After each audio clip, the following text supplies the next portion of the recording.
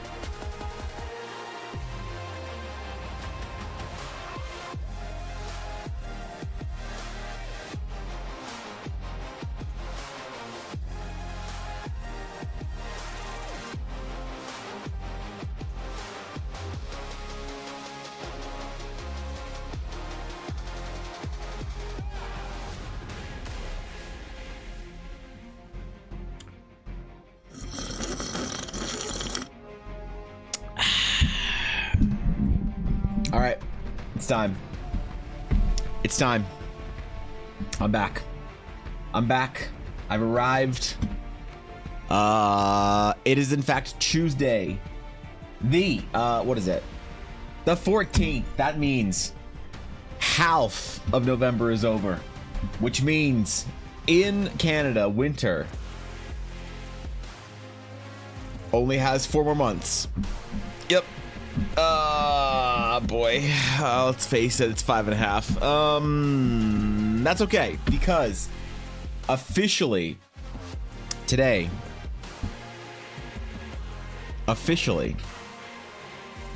it is Christmas in my household.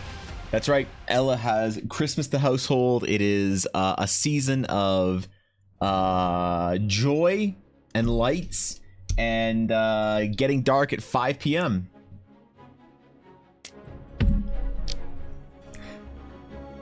Why do I live so far north, man? I could have lived anywhere. I blame my parents. They could have been billionaires in Miami. And I had to fucking deal with growing up in Calgary, Alberta, Canada, Northern Hemisphere. I could have been a attractive shirtless man on a beach in Jakarta. I could have grown up to be a wealthy entrepreneur in Los Angeles, but no. Nope. Had to be born in the coldest place in Canada, Alberta. So that's okay. I'm not mad about it. I'm just a little bit ready for the Christmas season. It always makes things a little bit warmer. I suppose you can't really see my Christmas lights. I don't have a Christmas tree here this year. Because Ella has a fish tank there. And we tried to put it here. That's why there's nothing there. But it was too big, and I can't give it my desk space for that. So, good morning, guys. Good morning, L2. Good morning, Sienna. Good morning, Thorkin. What's up? Good to see you, Atari. How's it going? Thank you, Sienna, for the 17 months. How many rouges does it take to light a candle? None. Thieves can't. Oh, God. Okay. Thank you for the sub. What's up, Belio? What's going on, Cauldron? Good to see you, Azura. What's up, guys? What's going on, Busy? I still need to put my Christmas tree. You do, Sienna. It's time. It's already November halfway. It's halfway through November. What are you doing? You don't celebrate Thanksgiving. You don't have any other holidays to get to. You gotta get your Christmas tree going. So, good morning, Ashy. I insured my party members 2 days before they all died in a tragic dragon accident. I'm here to collect the payouts. Oh, so if you're trying to collect payouts for your adventuring party, you need to go to a different department. Yeah, so I am in sales, so I will sell you the insurance, but if you're going to any sort of risk or payouts, you need to talk to a different department that is on a different stream, unfortunately. That is Project Evangeline. So we'll see when Project Evangeline is live. You can go complain to her. But Free TTS time. Hi, Evan. it's not free. It's nice to see you. How's the wine? It's a sub for 16 months. It's not free, Steel. I'm great. Good. How are you? Ella's good. I don't know. She's busy. Ella is in absolute fucking panic stress mode, or coming off from it, because she wanted to get her advent calendars done, and she wanted to do some extra little stuff for them, and then she had a market last weekend that she had to go to and set up, and she did very well, so good for her. And then she's got to do a bunch of stuff around the house, because apparently our house is a den. It's a den right now. It's a lair, and I don't know if the mods are gonna be coming over to my house, but I want to make sure it's presentable. So Ella and I got to clean it up a little bit. So we got to do some cleaning this week. So Ella's been busy worried about that. Plus she had to worry about the entire assault that is Christmas on her house. So she's in a stressed form right now. Send her some kind messages or whatever. Yo, Shropshire, thank you for the raid, dude. What's up? Good morning, bro. How's it going? How you been? How was stream? That's early for you to get off, isn't it? Wait, do we have a short stream or do you have an early stream? I'm confused. Either way, I appreciate it. Who's stressed? My wife is stressed. You see, Shropshire, she had to finish her dice advent calendars. She had to do a whole bunch of stuff. She has markets she has to go to for her dice, and she's got Christmas she had to Christmas the house. So the house, this room on that side is all Christmased. This room on this side, she doesn't decide how she's gonna Christmas it yet, because the normal tree that we put there's a fish tank there this year, and I can't put it on my desk because then it won't be usable. So Ella's very stressed about trying to find a background Christmas solution for my stream. So hey Evan, yeah, she does make them all herself. So as a necromancer, he why wanted to become a famous plague right? plague as in necromancer? Yeah, right. Okay. Hype train. Ah, God. Okay, thank you, Sierra, for the 100 bits. I appreciate it. And thank you, the Amazing Choose, for the 100 bits. Thank you, dude. Yo, wait, what? Oh, that is an early hype train. That is an earlier hype train than I think maybe ever before in my stream. So I appreciate that. Yes. Thank you, guys. I appreciate that. But yes, welcome in, Raiders. Welcome in.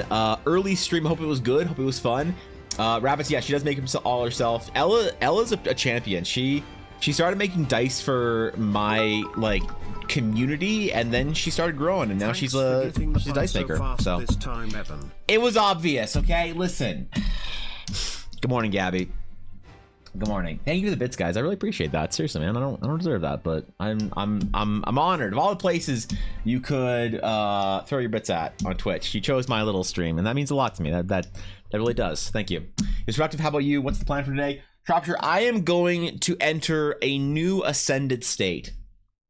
Today, I am going to show off what it means to be productive.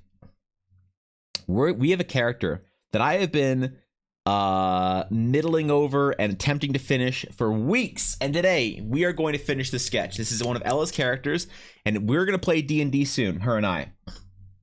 This character has to be done, it has to be finished, and so I am going to finish this character on stream today, or else something bad's gonna happen. I haven't decided what yet, but I'm gonna be productive. I'm gonna show the world that I'm not Evan Blair talks about art, that I'm not Evan Blair wishes to make art, that I am Evan Blair art, and I will not fail you this morning. So hey Evan, yes, what do you call a wizard who spouts misleading, biased information of a political nature? What? Propagandalf.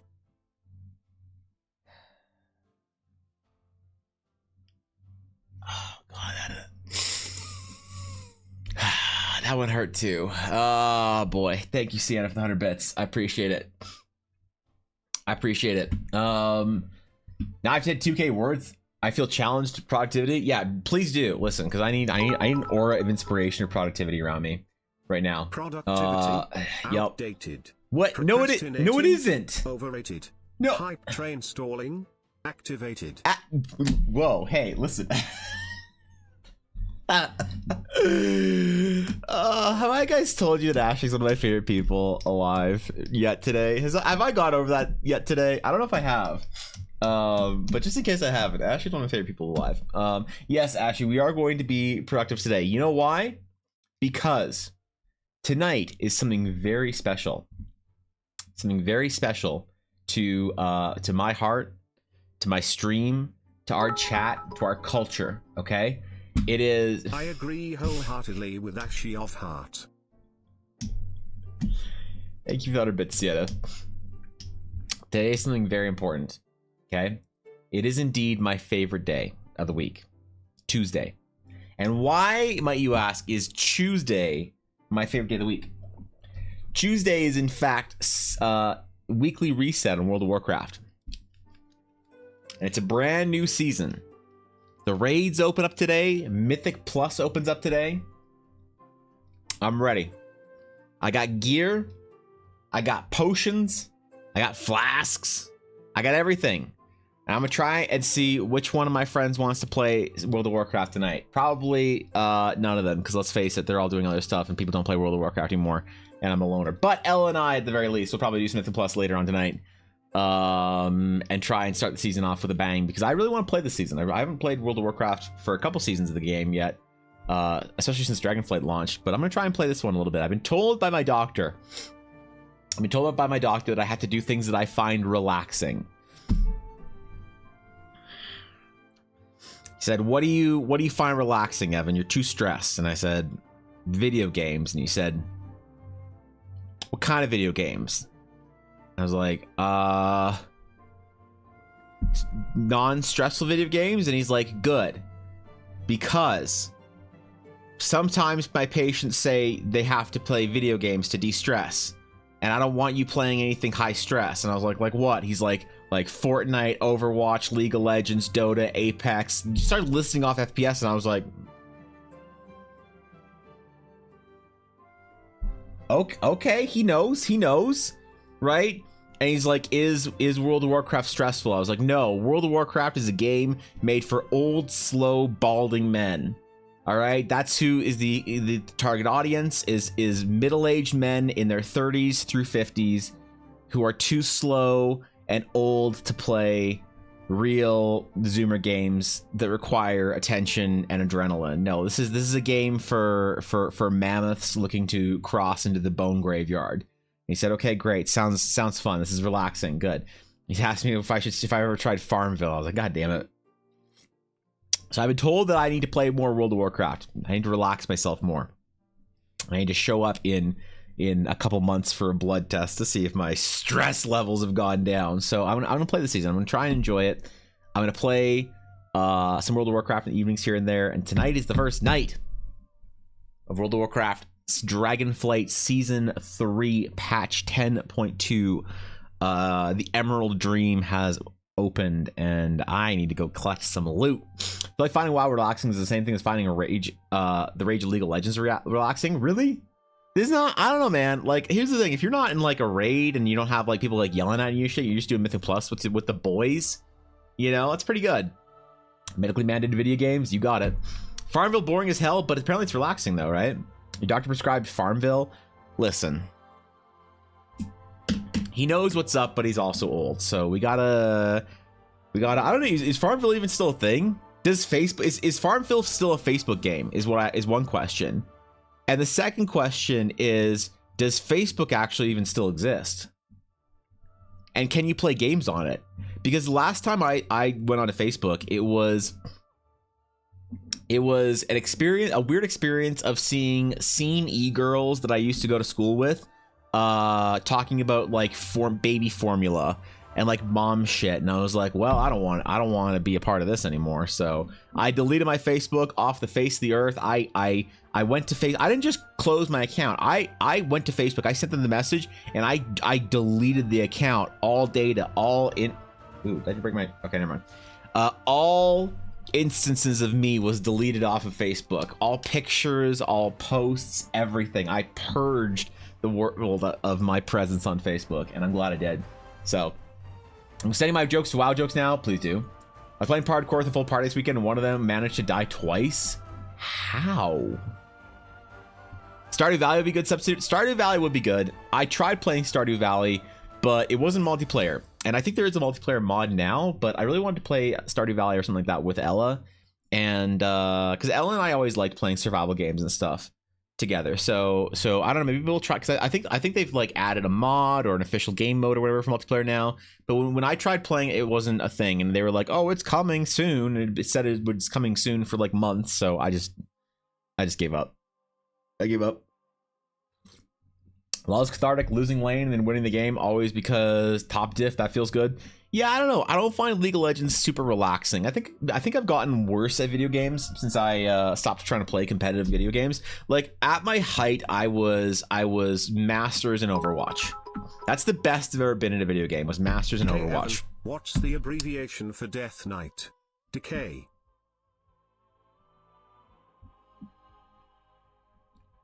Was that a strangely formatted Death and Decay joke?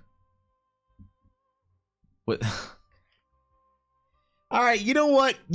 I'll give you that one. You can have that one. That's great. That's good job. As your first Warcraft pun, that's fucking solid. All right, good job. To be honest, Minecraft is still a nice game. Building, exploring, crafting, exterminating creepers. Yeah, I actually have a house in Minecraft that I built for Ella. I am the Cocoam to Ella's Pocahontas. I am the steady path. I am the handsome, sturdy husband who builds her handsome, sturdy walls while she digs her holes and finds her diamonds. All right, she comes up from the subterranean whatever, and I have built her a handsome, sturdy wall and and a house, and I'm such a I'm like the beaver from the fucking What's Around the River Bend song. Just slapping that tail, man. Building a little beaver dam. It is multiplayer, you pleb. Well, it wasn't, all right. When it first came out, Eiley. That's what I said. I might be fully multiplayer now. But when I first downloaded Stardew Valley, when I first tried to play Stardew Valley years ago, they kept saying multiplayer was a thought on the horizon, a fart yet to be manifested. All right, apparently it is now. Great, good for them. I play it. His face is starting off like, what the fuck? I just hear it, and why did I have to hear it? Death Knight equals DK and decay. Yeah, God. But like, there's got to be more sophistication to the joke, Eiley. All right. Listen, man. Okay. What do I do for warm today? I gotta warm the fuck up. I haven't drawn shit on my computer in days, so we need to do a warm up, man. I need a quick little sketch, something D&D-y, something world building-y that will inspire me to become a greater artist. One that, wait, why does my pen feel weird? Hello, pen? Is it new nib day? Hold on. Might be readjust nib day. Check stream topics. Those are some of my Minecraft builds. All right, hold on. All right, what is this first? Uh-oh, what do I do? Stream topics. Let's see. So you got a lava house. You got a like a windy castle. You got a floaty boy. What is this texture pack? And what the fuck is this? Okay. This is a default texture. These are cool though. I like this. Good job. But default texture? With a Rayquaza? I don't understand, man. This is some new age Minecraft zoomer shit that I don't get. Let's go though. You don't use texture packs? That's unfortunate. That's a shame, bro. Not using texture pack in Minecraft? Wow. Let's see. Thank you for the lurk, Shropshire. I appreciate it. D&D world building. Is this a stream? How about a library? A lib-airy. A small humble church. Ooh.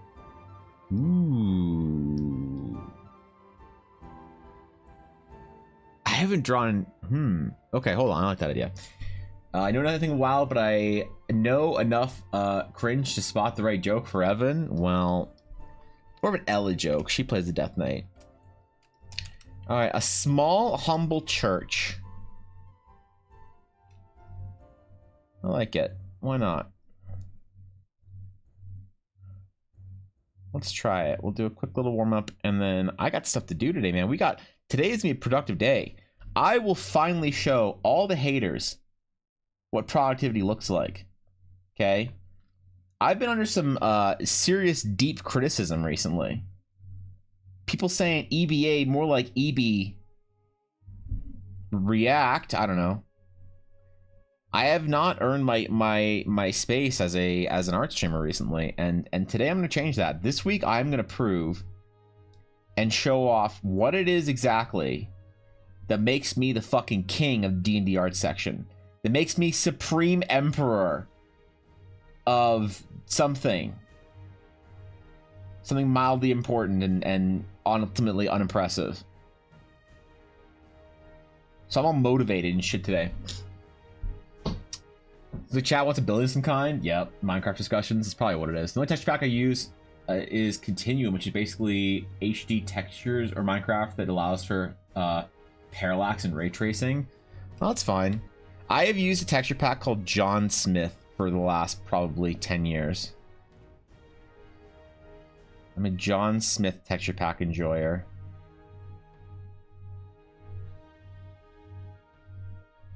And I'm also a survivor.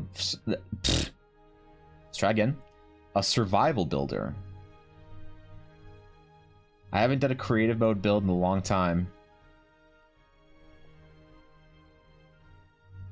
I'd like to try, actually, at some point in time. Justice is good. Chad, did you ever notice Evan and WoW both reset on Tuesdays? Coincidence? Is it? Actually, I should just stop streaming on Tuesdays. I should just literally stop streaming on Tuesdays. Bring my alt gaming account online for Tuesdays. A whole different Twitch experience for me.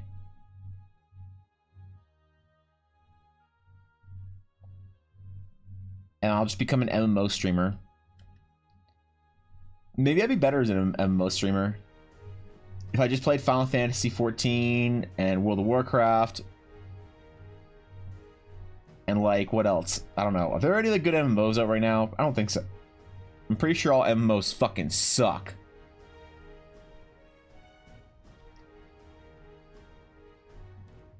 I could be wrong, but I'm pretty sure most of the MMOs out there suck.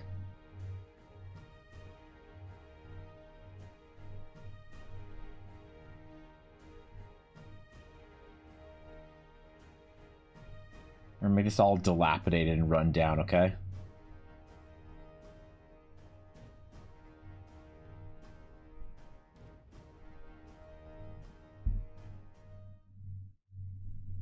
And then that way, there's no expectations. Not make this another excuse for drawing runes. Yep. Start a new world with a cottagecore witchy mod pack installed. It's surprisingly fun. What the fuck is cottagecore? Wait, what? Anti-lurk, I'll now talk endlessly. Thank God. Thank God, Ashy. Holy shit. I haven't had anyone talk to me about 4th edition recently, so.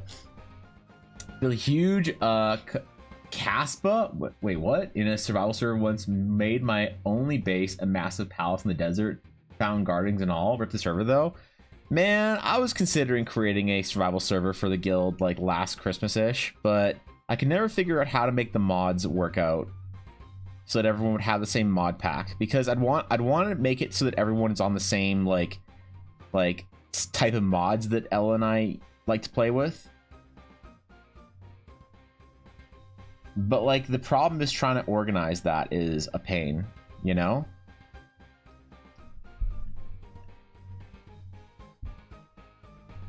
It's all fun and games until you actually have to do work.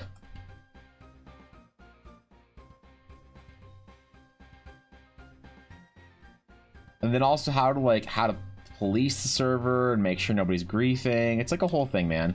I've never played on a server that isn't just like my friends and I. So I wasn't sure what kind of like extra mods I'd have to get for like anti-griefing or how to even handle that kind of stuff or whatever, you know? I don't know. Maybe I'll figure it out and we'll do it for this Christmas, but that's a lot of promising for stuff, isn't it? Especially for me. Server all those buildings is gone since the server owner got drunk and deleted the server. Oh, okay, yeah, that happens. Cottagecore is basically if you put an influencer into fantasy and rent fair cozy design and put it out in nature. Oh, okay, got it. All right, yep. So like your average white woman in her early 30s Instagram feed, got it. Yeah, I understand now. It's like before you start getting like it's like the kind of stuff you find in a Facebook group of like new moms before the fucking anti-vax comes. Shit like that happens on Facebook all the time, so I imagine it's the gateway to that. Back when it was still like cozy and cool. Yeah. You described the right language? Yeah, of course. Cottagecore is focused on simple living, it's very much focused on decoration, aesthetic, cooking, farming, animal husbandry, etc. I kind of like that. I like that about my Minecraft. Minecraft to me is a cozy game, except when Ella and I play it on hardcore. When we play hardcore Minecraft, we don't mess around. It is a substantial endeavor. We're not there to have fun. We're there to be expert god tier gamers. We're there to get enchanted netherite gear and to kill things in dungeons. To be fair, all the Minecraft mods that we use are all like fairly light mods. Because I don't like doing anything crazy with mods that like changes the game too much. That makes sense.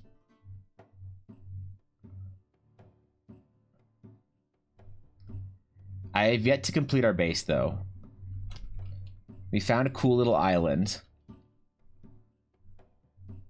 that we're building on in the middle of a river, and so I have to finish the building for Ella. Otherwise, it won't be a very good cocoam.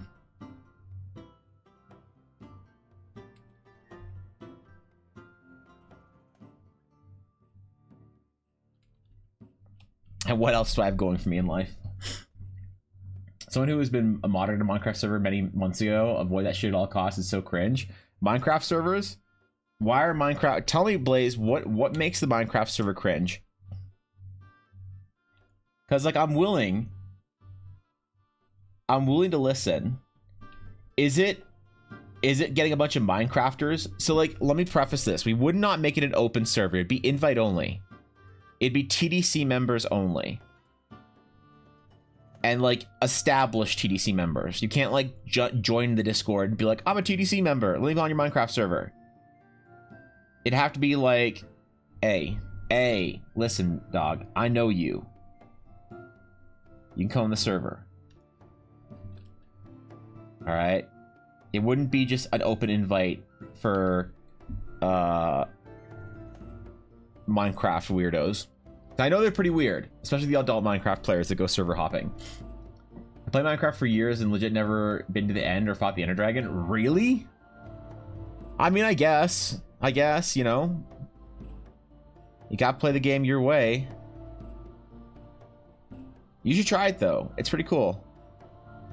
There's some great like end modifier mods that you can download that make the end more interesting, so.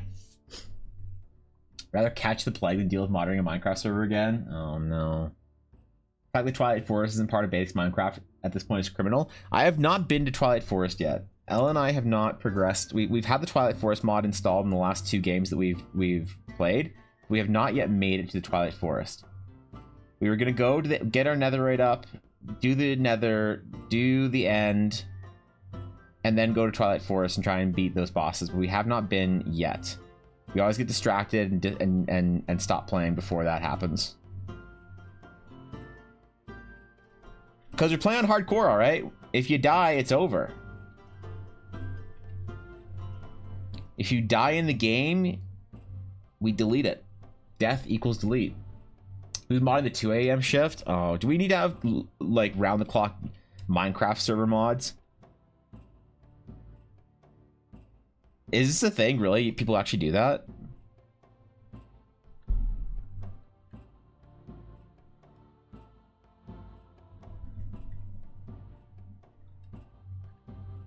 Alright, maybe I won't start a Minecraft server. There seems to be a lot of potential trauma here that we're bringing up in people. I don't want anyone to have flashbacks from that one time they modded a Minecraft server. Okay? The way of playing the game is getting bored from mining for 20 minutes and then jumping into creative mode to build pretty things. That's fair. I like the consistency of reward that you get when you do it all on survival. Once you creative mode one building in your base, or one thing or one material in your base, everything else kind of just loses meaning to me.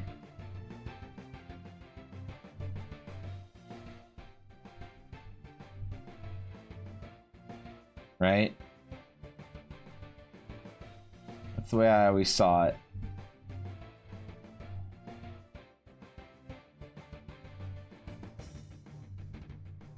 You always had to have, I don't know, a certain amount of struggle in Minecraft for it to feel compelling. But also we're talking about a kid's game from 20 years ago, so. I'm playing Minecraft with Biomes of Plenty. I don't like playing with Biomes of Plenty or any mod that adds in non-texture pack friendly material. That's my problem with those mods. Any kind of world generation mod that I use is vanilla friendly. Because vanilla friendly means texture pack friendly, which is what I care about.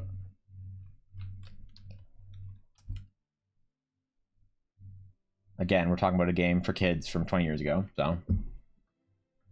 Schools of Magic mod and libraries around the world you can track down in order to find more spells. I've never found a good spellcasting mod. Never played with magic before in Minecraft. Be very honest about that. Be fun to try one, I guess. I'll turn off mob griefing because I absolutely despise creepers. What do you mean? You just build some torches and then you don't have to worry about it. Yeah, you just put a torch down, and then you don't get a creeper by your base. It's easy.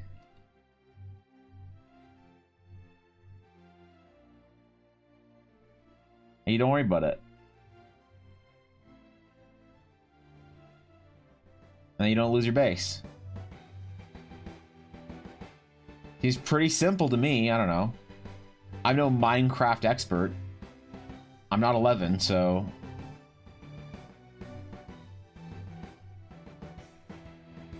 I remember back when my friend Mendari was a variety gamer. She used to play Minecraft on this like witch server thingy, like mod pack. It was always fun to watch. I was somewhat trying like a mod pack that has more like stuff in it. It's more of a deep mod pack, but then I realized that I'm talking about playing Minecraft more seriously, and then I go have a nap. So that's like probably the end of those conversations for me anyway. Maybe I should try something different one of these days. Like a sci-fi mod pack or something, you know? I'll try like a crazy mod pack if it has like a cool texture pack that comes with it. But if the game looks like shit, like base Minecraft, I can't do it. I can't do it, bro. I refuse.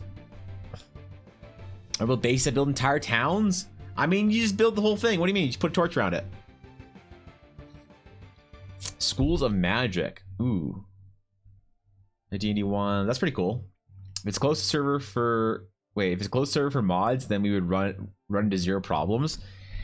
I don't think the mods would know how to play Minecraft. I don't think we could do a closed server for the mods because I don't think the mods... I think the mods are mostly too old to play Minecraft. I don't think any of them are... Like, would be any good at it. Cobalt might be good at Minecraft because he has like a 5-year-old, so he probably by default. I doubt Bizzo or Eiley have ever loaded up Minecraft in their entire life. I think if you invited Steph, she'd laugh at you. Like, I don't know, man. I think you'd have to be open, Blaze. Have to be open to the public, to the TDC public. So, you go to the libraries, fight the librarian, you get spells. You start it off after you kill a witch for the first time. Or pretty much steal their Hogwarts invitation. Oh, that's cool.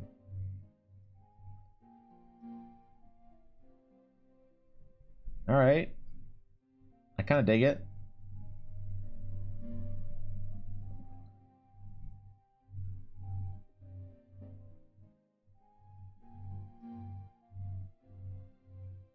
Yo, Magic School Minecraft would be cool. Honestly, I've been having Magic School vibes recently. Like, when was the last time any of y'all played a Magic School D&D game? Because for me, it's been a while. I haven't run Magic School D&D in probably 10 years. And I was kind of thinking about it, you know? I was considering it. There were considerations being made for running Magic School D&D. Get your invitation from you're a small town, you know, I don't know, Thatcher's son. You go to the house, or you go to your school and you get sorted into your house, and then you got your little base. You find your little friends. And the whole party has to be in the same house, because goddamn, it's just easier that way. Stop making me have to do more logistics and make more maps for you weirdos. Oh, it's just me experience? Never mind. You've never done Magic School D&D, really? I played a modded Pokemon-based Minecraft sort of on my friend's stream before. All I do is build a giant tree and kill Pokemon and people.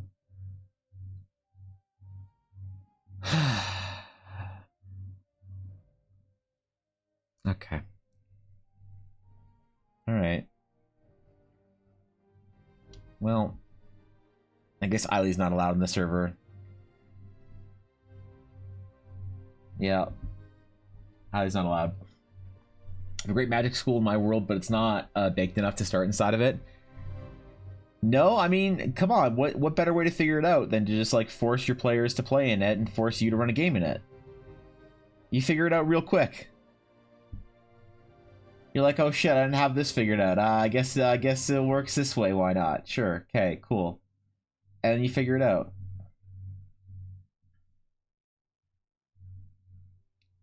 I would play it like a Magic School D&D game, but I'd have to be very, very careful to screen my players first.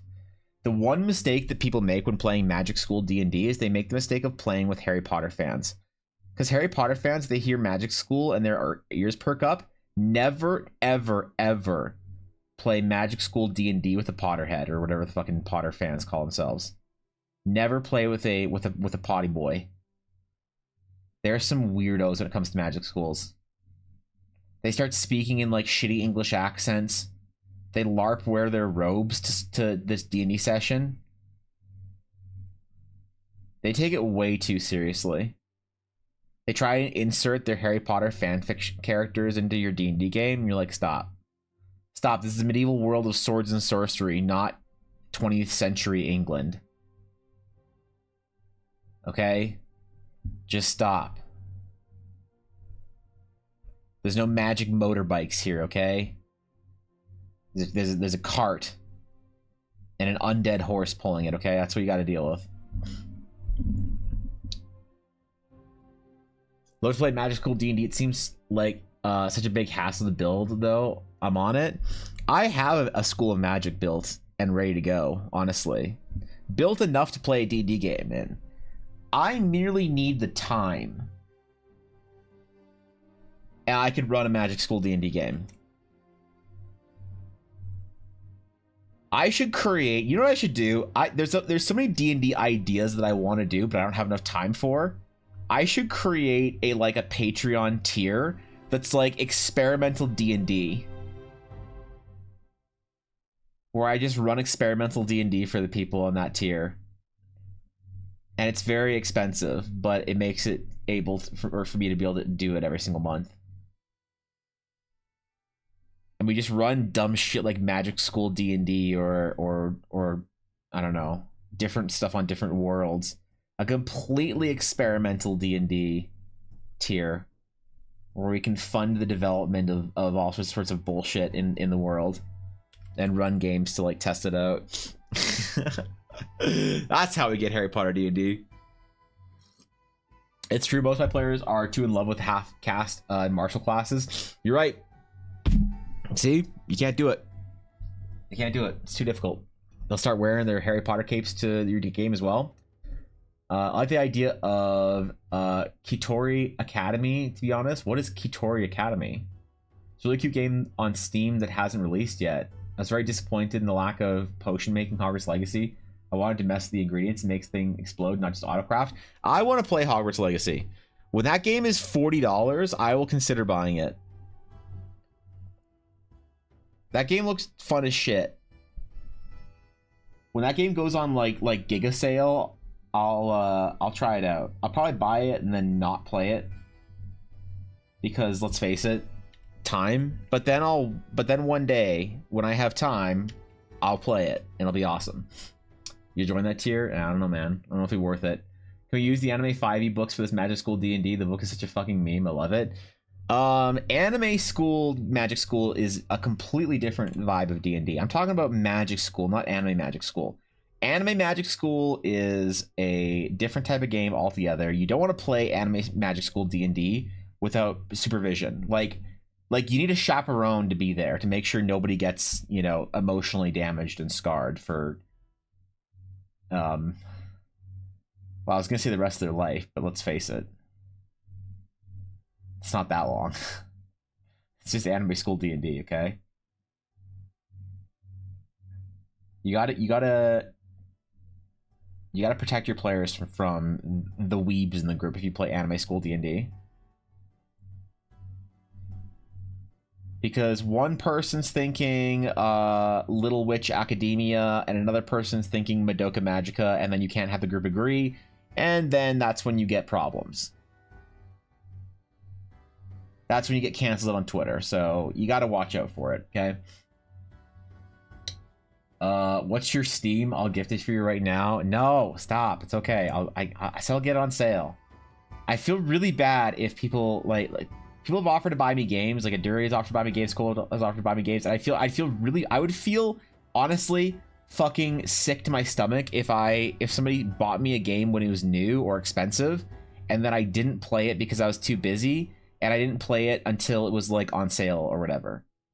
That just to me would feel like absolute shit. So don't worry about it. I will get it when it's on sale.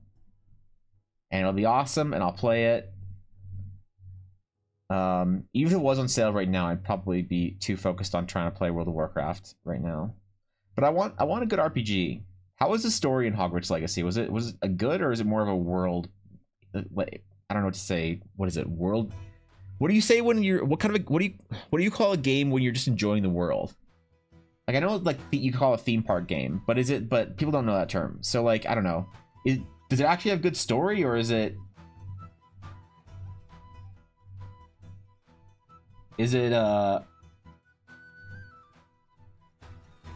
just about being in the world, enjoying it? Are there no closets or doors in Magic School? Preventative maintenance? Yeah, Viddy knows. Viddy knows. Yep. See, you gotta be careful.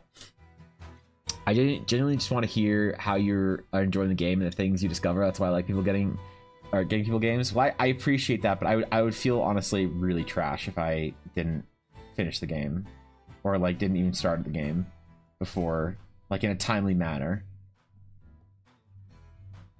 So I appreciate it. I really, really do. But if I didn't, it would put pressure on me right now that I don't think I can manage. Try and get something done. We're in Domingrad? No, we're just joining a small, shitty, dilapidated, ruined church with some creepy chains and shit while it's floating away. What are the mysteries and intrigues of this church? Who knows? I haven't done any Domingrad concept art for a long time. The last Domingrad concept art I ever did was in art school. Back when I was terrible at art. Still. You actually buy games through Steam, apparently. Somebody does. I get a lot of PC games through Steam. Yeah. I mean, I use Steam all the time. I know a lot of people buy codes on other sites and then use them on Steam. What's on Humble Bundle? Humble Bundle. Sometimes Humble Bundle has some dope ass shit. Bundles. Games. What do we got? The IGN Editor's Choice. Garbage. We Play Explo. Discover China Indies. No. Adventure in the Second Dimension. Positively platformer, playful platformers. All right. Well, that was a good check-in on Humble Bundle. Cool. Maybe when they actually have some real games on there, I will check it out. Neat. Good job.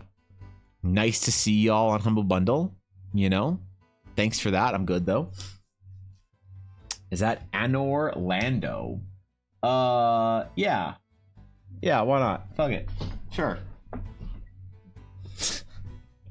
I guess.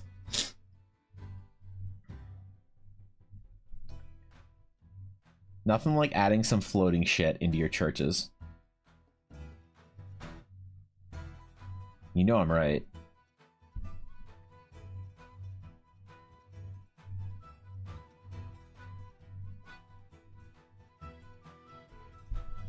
All right. I think we're almost good on this. This is a good suggestion. A humble church. I feel my skills warming up. I feel ready. Ready to take on and conquer the rest of the stream. I slept for 10 hours yesterday. I'm rested. I'm caffeinated.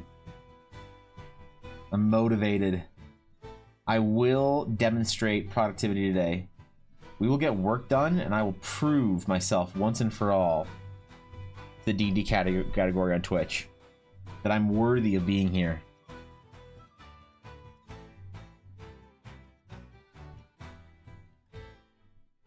One day the likes of Critical Role and Tiefling Melissa will know who I am.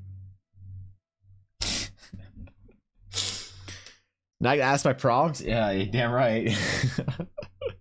Not gonna lie, I completely forgot I could ban people in Sakimi-chan's Discord, and I feel a surge of power. Why are you in Sakimi-chan's Discord? What possible use could there be being in Sakimi-chan's Discord? Or okay, listen, man. Y'all gotta do what you gotta do. It's fine, all right. It's rough out there. A lot of times it's actually cheaper than $40. Last deluxe CD key I bought was $40 though. Where are you buying your games from, Blaze? Welcome back, Azura. Lots of floaty stuff in churches. Candles, vibes, books, inspiration, ghosts. Yup. Why is that bread floating? Don't worry about it. Why is that throne floating? We designed it like that. Oh, okay, cool.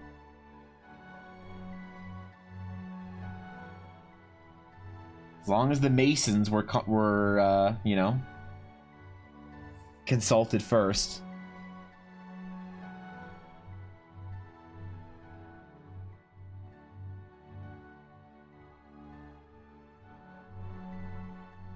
I always wanted to play a D&D character that was his background was that he was a cathedral stonemason, and his entire goal for adventuring was just to travel the world to find inspiration to build some, like, I don't know, pillar or whatever in a cathedral that he's been tasked to build. An actual artist's journey. Actual artists being actual adventurers. What does that even look like? Send you some links? All right. I'm curious. Used to really love her art, and used her art as a basis for my shading. Her tutorials used to help me a lot when she was their first digital artist that I looked up to. Oh, really? Kimi-chan's Discord is such a monka. How do you guys know who is wait, not only in the Discord but with a position of power? Yeah, wait, that just floated right past me right there. But you're right, also position of power. I don't think I could ever be in, like, all the respect in the world to the creators, but I don't think I could ever be in and take seriously time spent in a Discord belonging to someone like Sakimi-chan or like a VTuber, like a lewd tuber or whatever. It just the community just seems like it would be too degenerate for me to even be around. There's only so much degeneracy and desperation that I can like handle while it's still a meme. I feel like Sakimi-chan's Discord might be too depraved for me. To no fault of Sakimi-chan, to be fair though.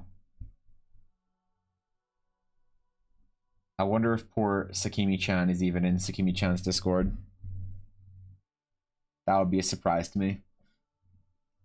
My bar was basically seeking inspiration to learn how to be a better songwriter so he could save up and build a portfolio for Bard's College. So how did you... But didn't you already just join a college when you subclassed? Wait, what? I mean, that's a dope-ass idea. Not going to deny the degenerates? No. She is? She just isn't active anymore like most people in there? That's fair. That's fair, I guess.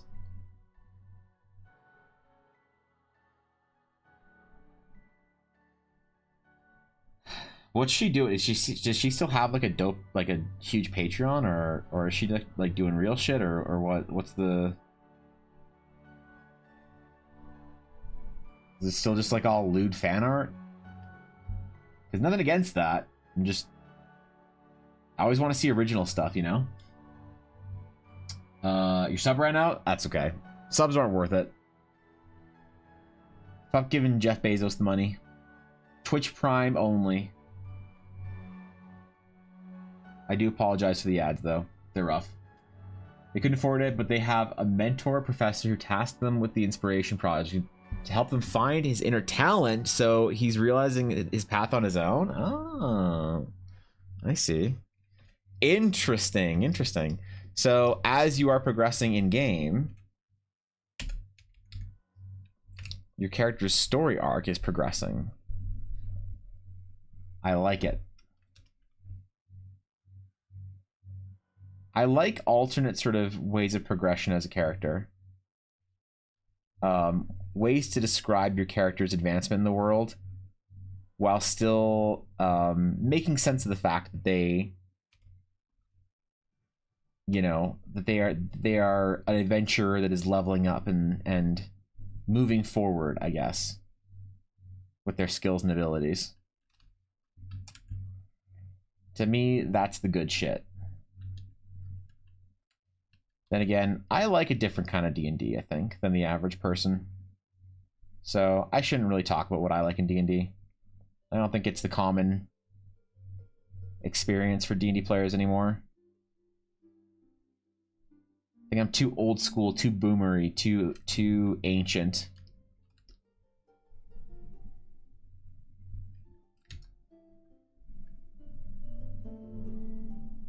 I deserve the ire of the new generation. For I do not have or own Tasha's Cauldron, so who am I to even suggest that I know anything about D&D? Also, not sure. I don't keep up with her anymore. Mostly kind of fan art, which is why I lost interest in her work, especially since she doesn't make her own backgrounds anymore. Lost a lot of respect for her because of that. She hasn't done anything original in years, but I always instantly recognize the drawing. Wait, she doesn't make her backgrounds? Really? Does she get another artist to do them, or what? How does that work? I'm a little confused.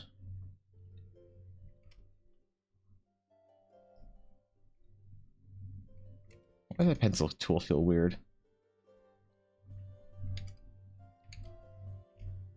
Why does my pencil tool feel weird?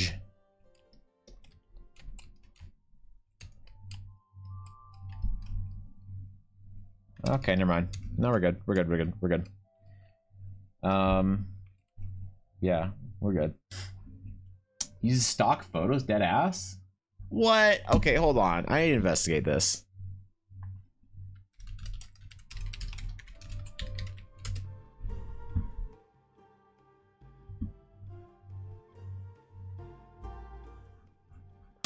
Let's see. Skimi-chan, DeviantArt.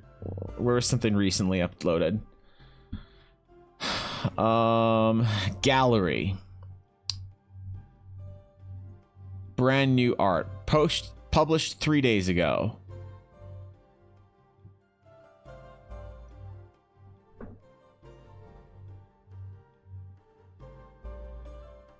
Is this what you mean? Is this stock?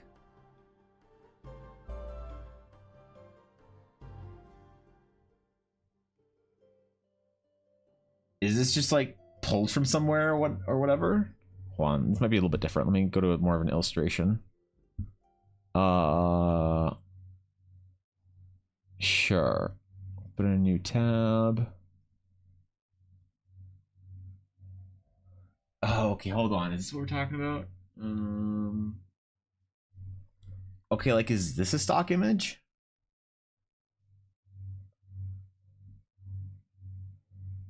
Kind of looks like it. Kind of looks like a warped. Yeah, I could see that. I mean, to me, that's kind of just photo bashing. Yeah, I mean, like, to me, that's kind of like matte painting. I don't know if I have such a big problem with that. Because it's not like it's just a straight up stock image. This is like she like has obviously changed and manipulated the art or the image in a way that feels more like matte painting to me than maybe there's some more egregious examples of that. That I can't click through on stream. But it seems fine.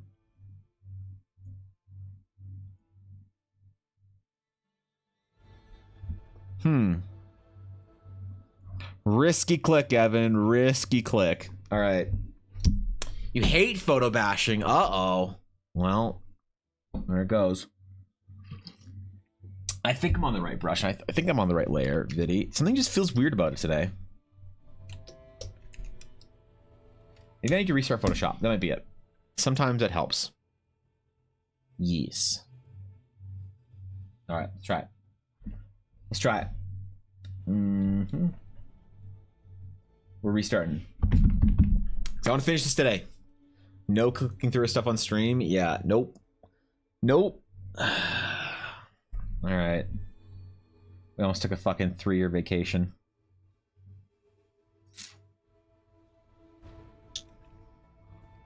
Okay.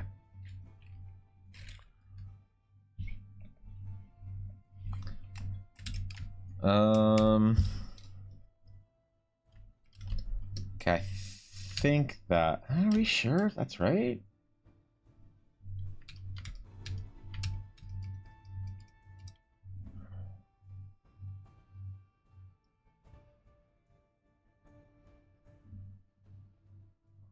Okay, I think so. All right, never mind. We should be good. I think I was just getting thrown off a little bit for some reason. We're good. Anyway, I want to finish this character today. I really want to finish this portrait off for LX. I have something new I want to start this week, and I really want to get this done first, though. Because I want to actually play D&D at some point in time soon. I need to have my character's portraits done for my party. Currently my party is just Ella. Well, I don't know. I don't know who's going to want to play in this new game. But we'll see. I mentioned things in chat. If it's not safe to view on stream, though. Wait, what? Like what? No, she doesn't let her NSFW be released public, only the pinups. Oh yeah, so she might actually have a pretty safe click on DeviantArt, right? Yeah. Slowly raises his hand. I mean, I don't know, dude. I don't know if this game's gonna be any good. I want to go somewhere kind of different from the last area. I want to kind of get out of the Shattered Sea, if that makes sense. I've spent a lot of time focusing on one area, Intel because I really want to develop it in a way that I can release the first adventure into. But part of me kind of needs a bit of a break, you know? You know when you're developing, working on one thing for a little bit too long? and you just kind of need to walk away from it and do something else for a little bit. I think I've gotten into that with world building. I've been working way too hard on one area, one region, one location, that I kind of needed a bit of a reset. I need like a... It's Twitch Prime time. I don't know. Thank you, Azura. Thank you for the Prime. I appreciate it. Thank you for the 5 months, and also thank you for considering me your Prime option. I appreciate it. Thank you for that. What's up, Chris? Good to see you. She does have NSFW on. Yeah. That's why I was thinking it'd be actually a safe click on DeviantArt. Then again, nothing on DeviantArt is a safe click if you really think about it. So at no point is DeviantArt at any level a safe click. And it's partly DeviantArt's fault. I don't think they want change though. Hop around the different countries a lot helps me more. Think of more things and more ways to interconnect them. Yeah. Which is good. Like it's good to sort of, for me, I need to make art and world build in a similar way where I'm never doing it with a like intense focus on just one thing. It's why I take commissions in groups. Because I'll want to work on commissions and like take 5 commissions at the beginning of the month and work on them all at the same time. And then I find that I get much better work done like that. You know?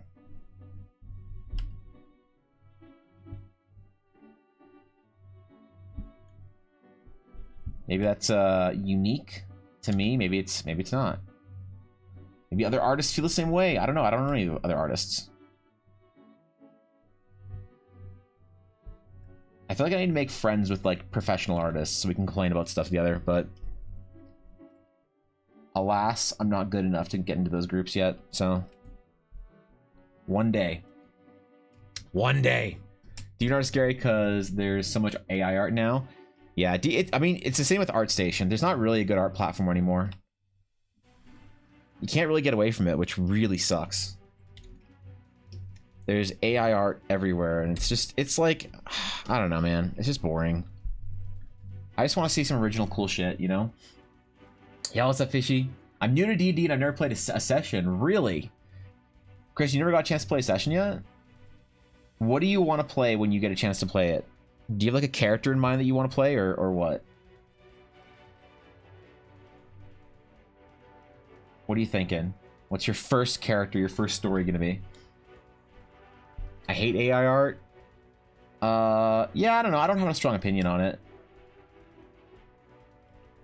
I think that AI art, like a lot of things, people understand it like 98% less than they think they do before they form an opinion on it. And like honestly, I don't have a strong opinion on it because I still feel like I'm missing a lot of information on the tool's specifics. But I think it's a cool tool. I just don't, you know. Arachnoids. Wait, what?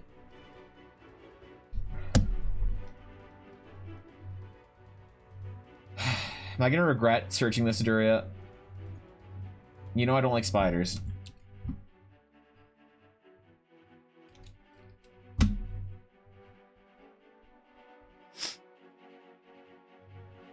Let's see.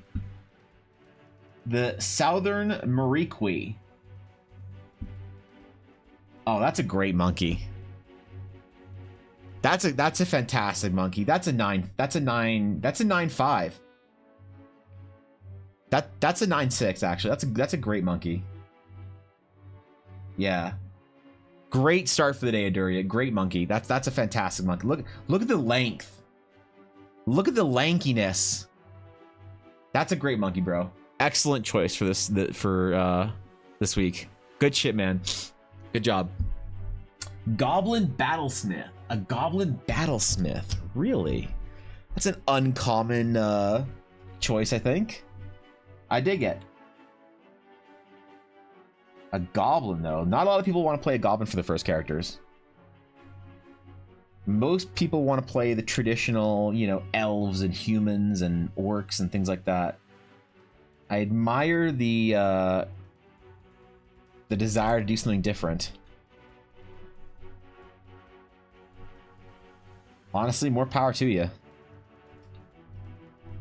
I hope you get a chance to play it, you know, find a group, that you mesh with. Get your friends involved. Nothing like getting the homies together and playing some Dungeons and Dragons. So that's Monkey to the Hall of Fame. Yeah, I think we need to have like a anything that gets above a 9. There needs to be a Monkey Hall of Fame, Aduria. You're right. You're absolutely right.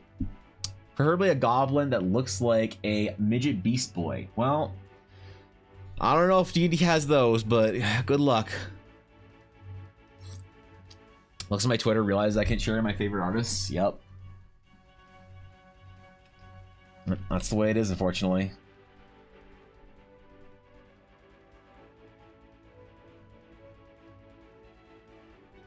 One day, I'm gonna make somebody's favorite artist list. One day, I'll find myself on a Twitter list called Favorite Artists. And it'll be me and nothing but hentai art. And I'll have to rethink everything in my life. Until then, I guess we'll just keep drawing Ella's characters for her.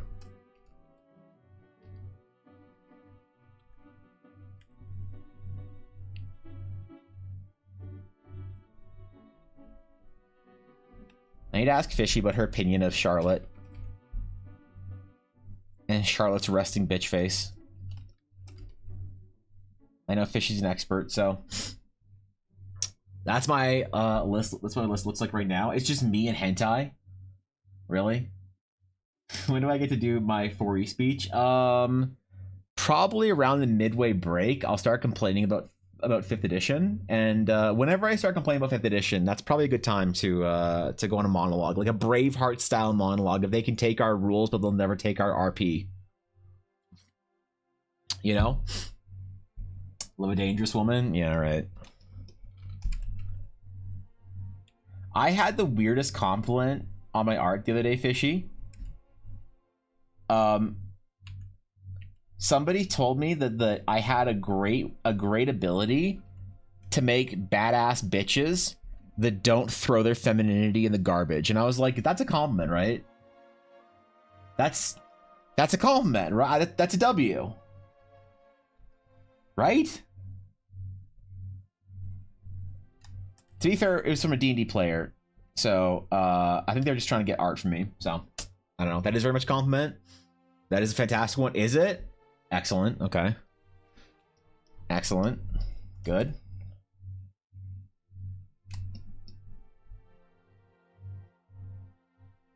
To be fair, I didn't see their taste in artists, so I don't know if they like. Here's the thing, man. You can only you can only take a compliment from somebody if their taste in artists is good.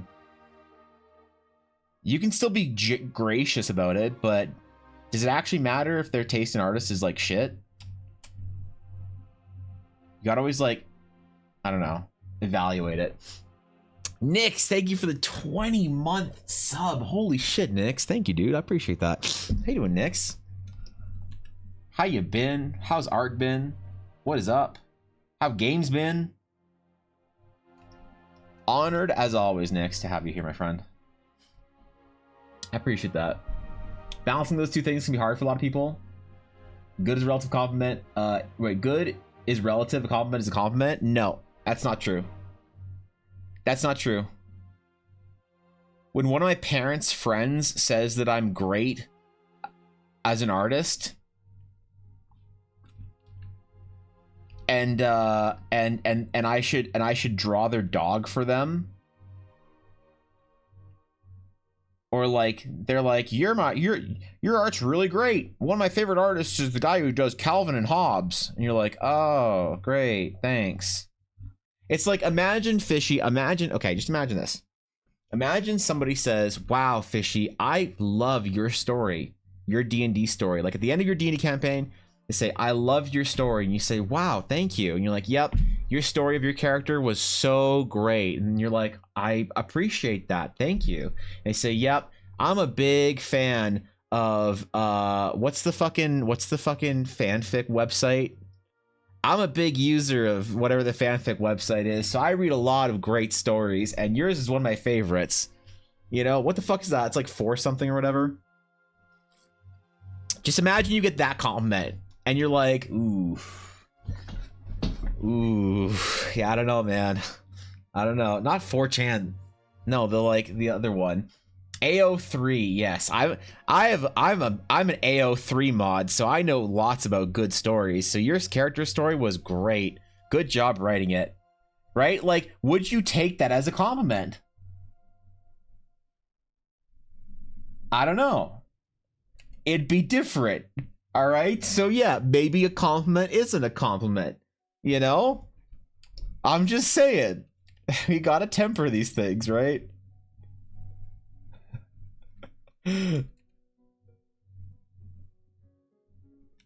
Like, I got... No, never mind. Never mind. I can't talk about DeviantArt DMs. Never mind. That's it's too weird. It's too weird to talk about us. I got some weird comments on DeviantArt DMs. Okay.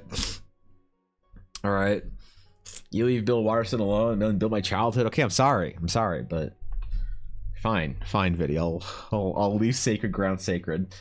They don't get what I was trying to do, but as long as they enjoyed it, yeah. Like, I wouldn't mean it as much to me as somebody who really gets it, but if anyone other than me likes the thing I did, that's cool. Well, of course it's cool, right? But that's what I'm saying. Some compliments are, you have to temper a little bit. You kind of have to figure out, you have to parse it out a little bit.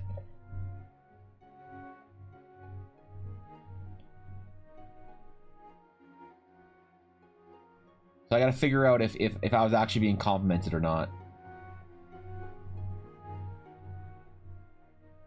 Also, what is it with old people wanting me to draw their pets? That's happened multiple times this year, where somebody who is like, you know, a parent's friend or like met at a market or who finds my art somewhere wants me to draw their fucking dog for them. Like, what? I know I should be flattered, but like, I don't understand where it comes from, bro. And it can't be just because I have a dog. There has to be something else about it. There's something about artists or whatever in the context of elderly folk, where that's like the prime use of your skills as an artist is to draw their dog for them. Is that still much of a compliment? Yeah, it's okay. Yeah, I'm also just being bitchy, Fishy. Don't worry about it. My fiance's high school teacher liked the story we wrote a while back and made me feel odd knowing the high school teacher read it. That's cool though, right? I think it's cool. If I could, dude, if I could talk to and find my junior high art teacher, I would honestly, if I knew my junior high art teacher approved of me as an artist, that would mean a lot for me. My high school art teacher, not so much. She was a bitch. You know. But if my junior high art teacher approved of what I do, that would mean a lot to me. My junior high art teacher, like, she encouraged me so much. She told me that it was a pleasure. You know what? She told me this shit when I was like 12 or whatever, 13. I don't remember what age you're in junior high, like in grade 7. She said that it was a pleasure teaching me because she knows that I was going to become a great artist one day. And I was like, man, I don't know what that means. I'm a kid, but I'll think about that when I'm in my 30s. And I did. So, you done a fantasy dog somewhere? Nope, I haven't. Nope, never have, never will. Some compliments are like a perfectly made chocolate chip cookie. Others are like a gross off-brand stale ones from a store. Cookie's a cookie, but one is better. Yes, I know you're baking cookies today, Blaze. Relax, okay? God. I won't be able to eat any, but I know everyone else will enjoy them. In Goblin voice, let's see if your Booyog nonsense can save you from this one. Throws a bomb, yeah. Baldur's Gate goblins, man. They know what's up. I had to learn a whole new terminology of goblin shit for Baldur's Gate. What do you mean never will? You've never drawn Runa? What do you mean? Runa's not... Okay. To be fair, I haven't finished Runa. I abandoned that piece because I need to do it again.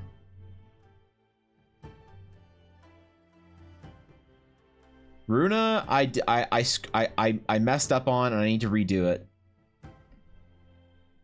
It's trash art and I can't give trash art to a friend. Like, I messed up Ashy's piece multiple times before I actually felt like I could give it to her. I tried to draw Ashy a long time ago, and then got distracted for Gord, and then just didn't finish it. And rather than like going back to that old one, I just started again. Art for friends is very important to me. Has to be my best work. Friends and clients, man, they get the most amount of attention through either virtue of being somebody important to me or paying and therefore being more important to me.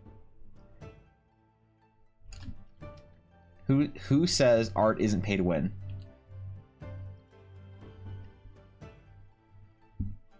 It absolutely is.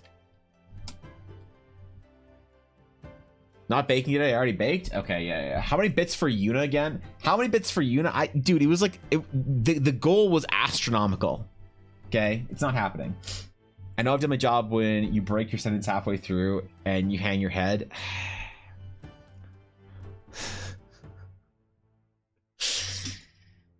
Okay.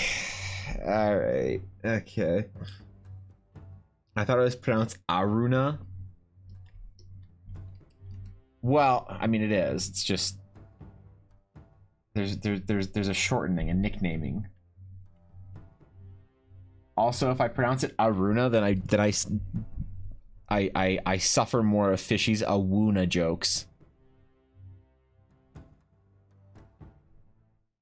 I don't know if I really want to invoke that on my Tuesday.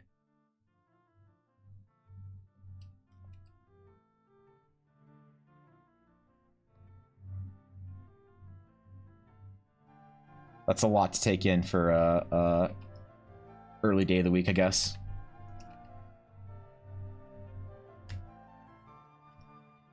I want to add an extra strand.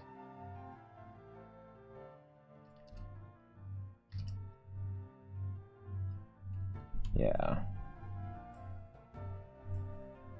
Let's do that.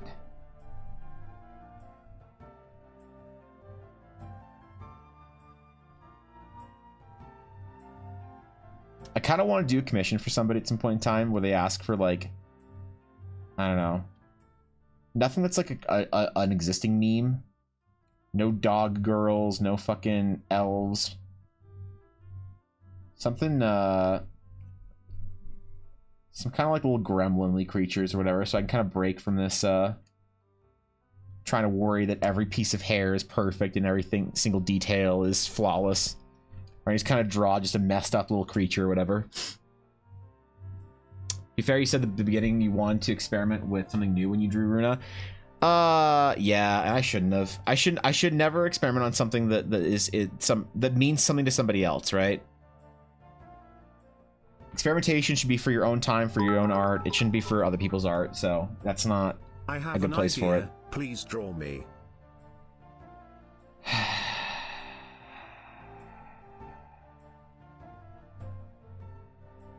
I mean, you wanted a VTuber design.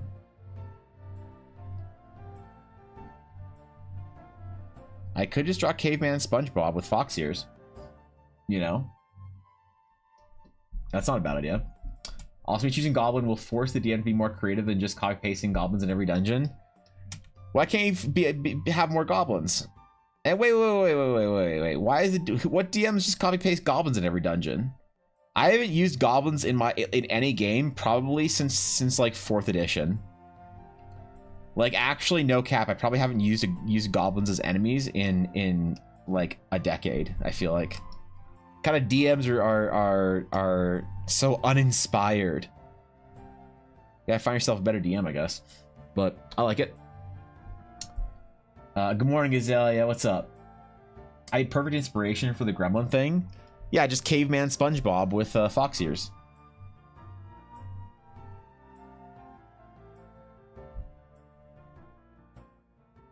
Yeah, I get it. I dig it. I'll be known as the Gremlin VTuber artist. I mean, I am a famous VTuber artist right now. Like, who are the big VTubers that are sub to me right now? Like Shy Lily, Fishy, Ashy, Nyanners. Who else? I forget who else. Bao. I think Bao is subbed to me right now. All these big VTubers, man, they subbed to me for a reason.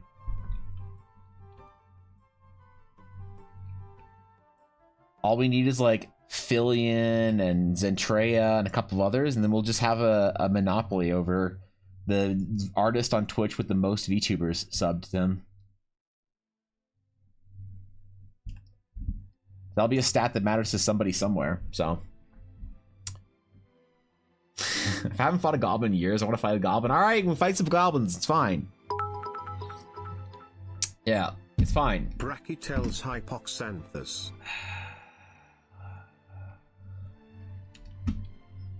Alright. Oh man, another banger.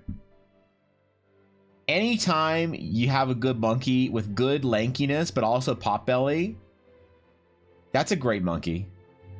Not quite as good as the other one, but at least like an 8-8 or something. Yeah, like an 8-7, 8-8, 8-9. So, let's say 8-8. Great monkeys, man. That's a great start to the day. Bao, yeah, I forgot. Probably because you're a nerd. Shut up. Vey as well. Yeah, that's right. Who else? Who else was subbed to me? Vey, Bao, Nyanners. I think Snuffy. I don't remember if Snuffy was. That makes me VTuber famous, bro. Maybe I can get in their World of Warcraft guild. OnlyFangs.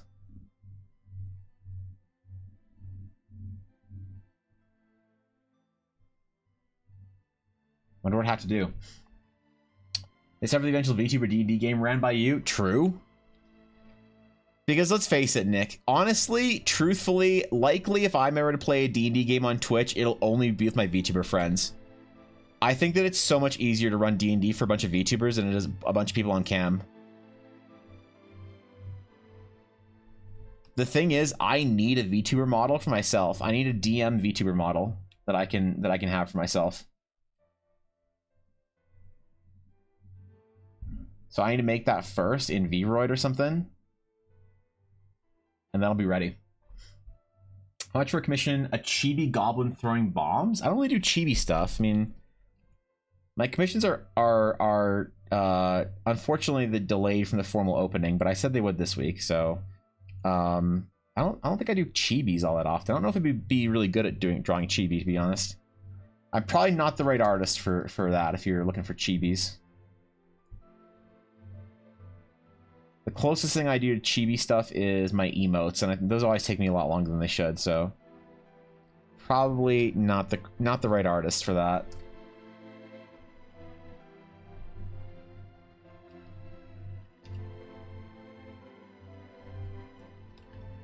Maybe I should try one of these days. Expand my horizons. Become the better artist that I always dreamed I was. It's the brother of the Southern Mariqui. Oh, is it? Actually? Monkey meta, just learning what Evan likes in Monkey? Listen. What if the Monkey meta is just some, like, plan or whatever enacted with Iduri and Eiley to, like, find the ultimate Monkey VTuber model for me? To find exactly what I like about Monkey. To crack the code of Crumb. What if I'm being played this entire time, Fishy? Snuffy's the raccoon one? Yeah, I don't remember if Snuffy was subbed or not. Honestly, I don't remember. I wish I knew who thought they were funny enough to gift all those subs so that I could yell at them. But the problem with anonymously gifted subs is that you can't yell at people. You can call them a coward for not doing it with their regular, like their name. But you can't do much more than that besides calling them a coward and flailing. Throwing a childish temper tantrum because they'll never reveal themselves to you. Oh well. Do you know what butt fangs are? No. No, I don't know what fucking butt fang. What is a butt fang? What does that even mean? What is... I don't know what that means. What's up, Sam? You said OnlyFangs and it reminds me. Yeah, OnlyFangs is the World of Warcraft guild that all the streamers are playing in right now. And you have to be a relevant streamer, though. So I couldn't get into OnlyFans because I'm not relevant. I'm actually below the view count that Soda Poppin said you should be at without quitting. Soda Poppin did say that if you couldn't even get partner after you're streaming for a year or two, you should probably give up streaming. So I don't think I could ever get in the guild. Not relevant enough. One day. One day. One day I'll be in a streamer guild. And I'll make friends playing World of Warcraft. And it'll be just like it was in 2005. Except with mob boost tagging and boosting and shit. Where you can see the booty a little bit through the thigh gap from the front. Oh. That's... They call that butt fangs? Ateles fussiceps rufiventris. Who came up with that name? Alright. Alright, I'll do one more today.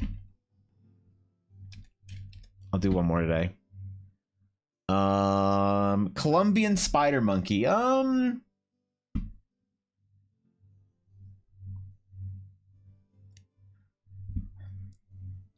It's pretty good. The only things I can really take, like this is great. This is great monkey right here.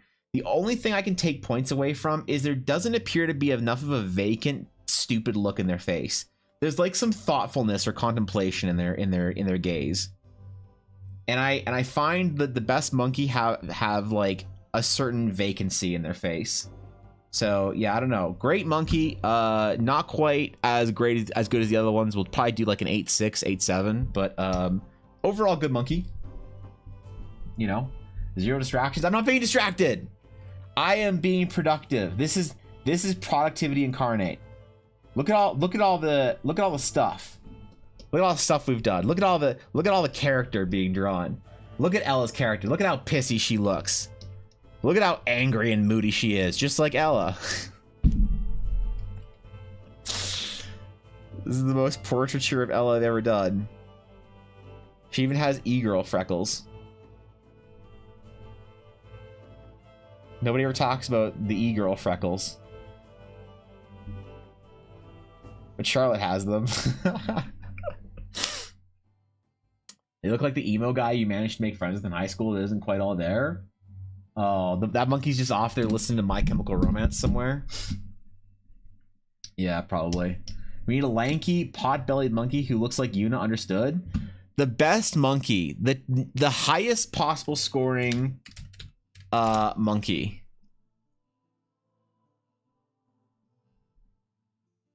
Is the orangutan. There is no monkey that is a higher scoring monkey than orangutan. Alright? Orangutan is the superior monkey. It is the best of the great apes. Look at that. Look at him. Look at that little face. Look at the lankiness. Look at the power. Look at the ferocity. Look at the smugness. This is like your average VTuber mod after banning that guy for asking for feet pics. Your face when, you know? Has nothing to do with King Louis either. From Jungle Book. Has nothing to do with that. Maybe slightly. Or Lanky Kong. Nothing to do with Lanky Kong or King Louis. I know it's not Lanky Kong, but reminded me of Lanky Kong, so. Okay. No distractions. What type of monkeys are in Eldara? Jesus. That's a whole World Anvil episode. To discern the monkey meta of Eldara, that would be an entire day and a half. Right now, I haven't even finished building the Relician Feathered Goblin Monkey. Actually, I don't know if I can start even building other monkeys. I mean, we need to at a certain point, right? The people need to know.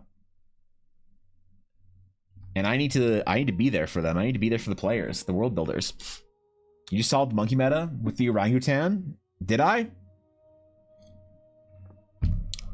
Is that all you needed? What's going on, Drake? Good to see you, bro. But the orangutan was a 9.5. We just had better one today. No, we had a 9.5, right? Well, here's the thing. Orangutan does get limited points because the orangutan is not monkey. If orangutan was a monkey and had a tail, orangutan would be a 10-0.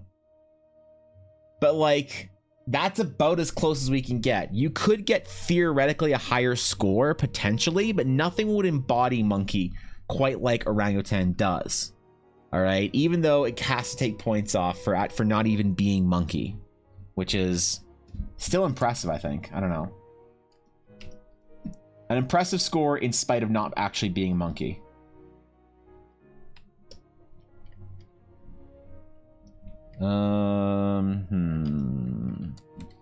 Question is, what kind of color should we do for her hair? I think it's gonna be white. For some reason, I envisioned Astral Knights to have white hair. And I don't know why.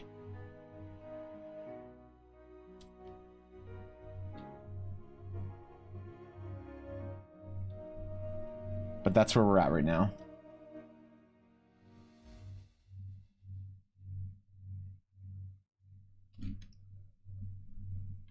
It's more in line with the other hatching we've done, so we gotta go back and do it again.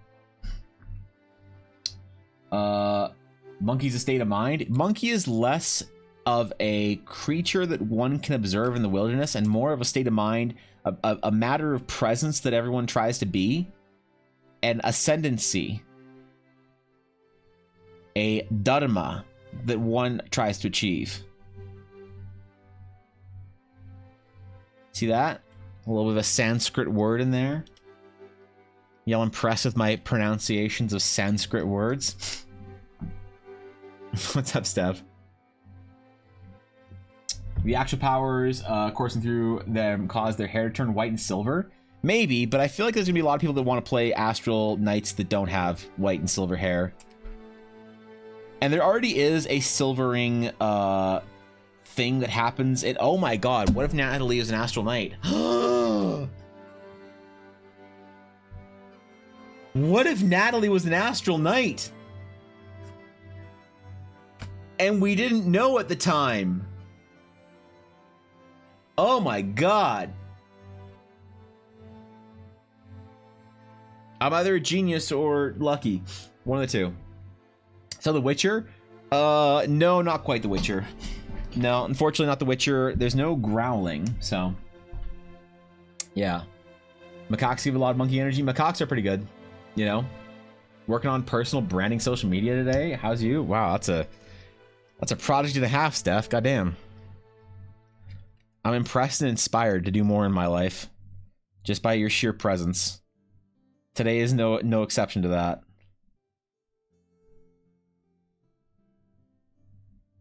I think I need a personal brand stuff. Maybe it's time that I do that too. All apes are monkeys in the same way that all monkeys are mammals. If apes are not monkeys, then monkeys become like a fish, a meaningless clade. Oh, really? But somebody always gets mad whenever I talk with the orangutan. That's an ape and not a monkey. You know? And I kind of like, I don't want to like actually correct them. I just kind of like, you know, upsetting them for no reason. If there's actual reasons as to why they're wrong, that doesn't work. How am I supposed to be inflammatory for no reason over the classification of a monkey when there's actually a reason that I'm right? Sorry, I heard growling. What are we talking about again? No, God. Don't worry about it, Fishy.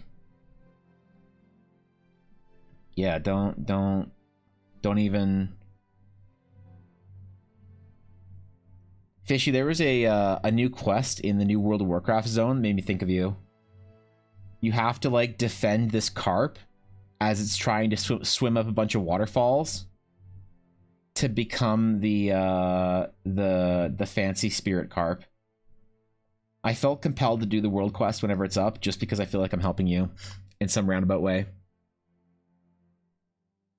But people are wrong. I know they're wrong, but the problem is that it's hard to be inflammatory. Like the best way to be inflammatory is to call someone wrong in a way that you both know that they're not being actually factually called wrong, right?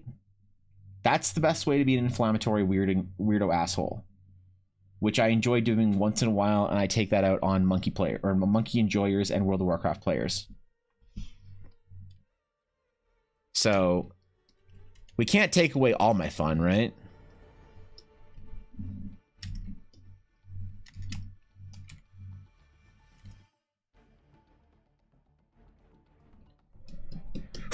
Okay.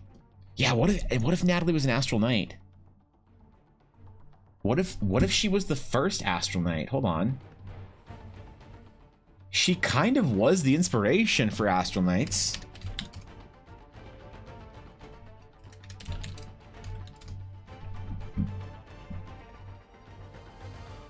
Oh, that's not my art drive.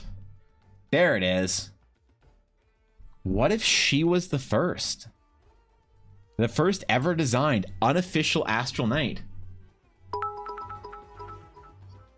Oh my god, she's the Terran Gorfrey. Whenever he brings up the rat kobolds, he knows Draconic is the proper one, but still insists rats with candles are real. Listen, man, it's not my fault that you're too old and incapable and slow to play World of Warcraft.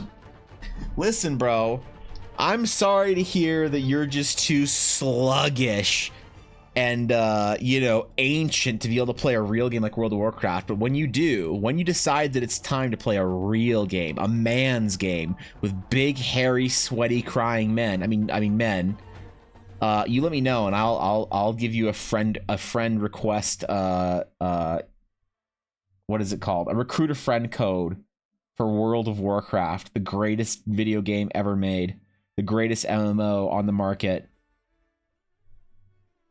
And we'll see. I'll convince you about the Ratman kobolds. Yeah, we'll see. Dragon kobolds are the best. Dragon kobolds are not the best. Dragon kobolds suck. Dragon kobolds to me are like Dragon kobolds to me like diet soda. What's the point? What's the fucking point? All right? You have dragon and not dragon. You have water and soda. Or like Beyond Meat burgers. Dragon kobolds are the diet soda, the Beyond Meat burger, the cauliflower pizza dough of D&D. What's the fucking point? And you know I'm right. Rather play Maple Story? Well, that can be arranged. Yeah, that can be arranged if you need.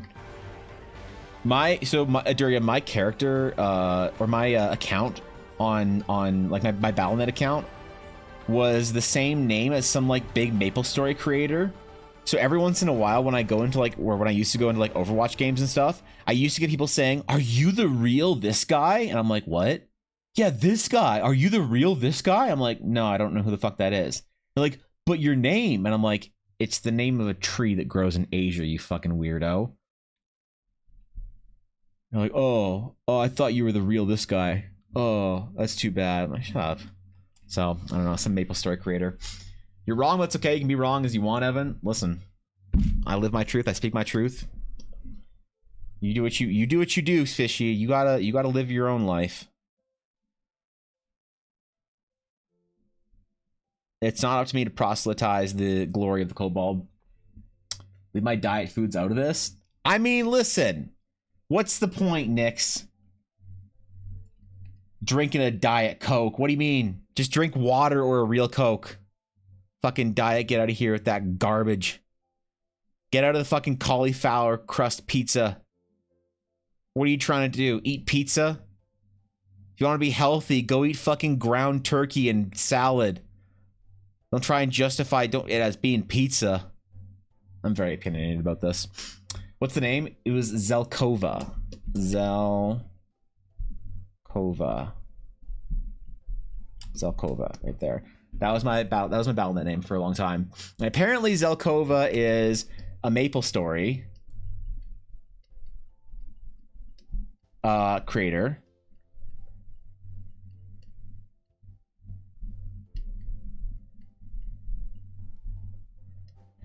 Zelkova is also the name of a cool tree from Asia.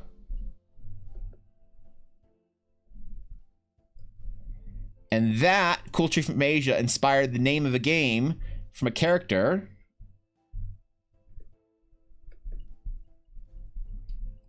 from .hack GU, which was a PS2 game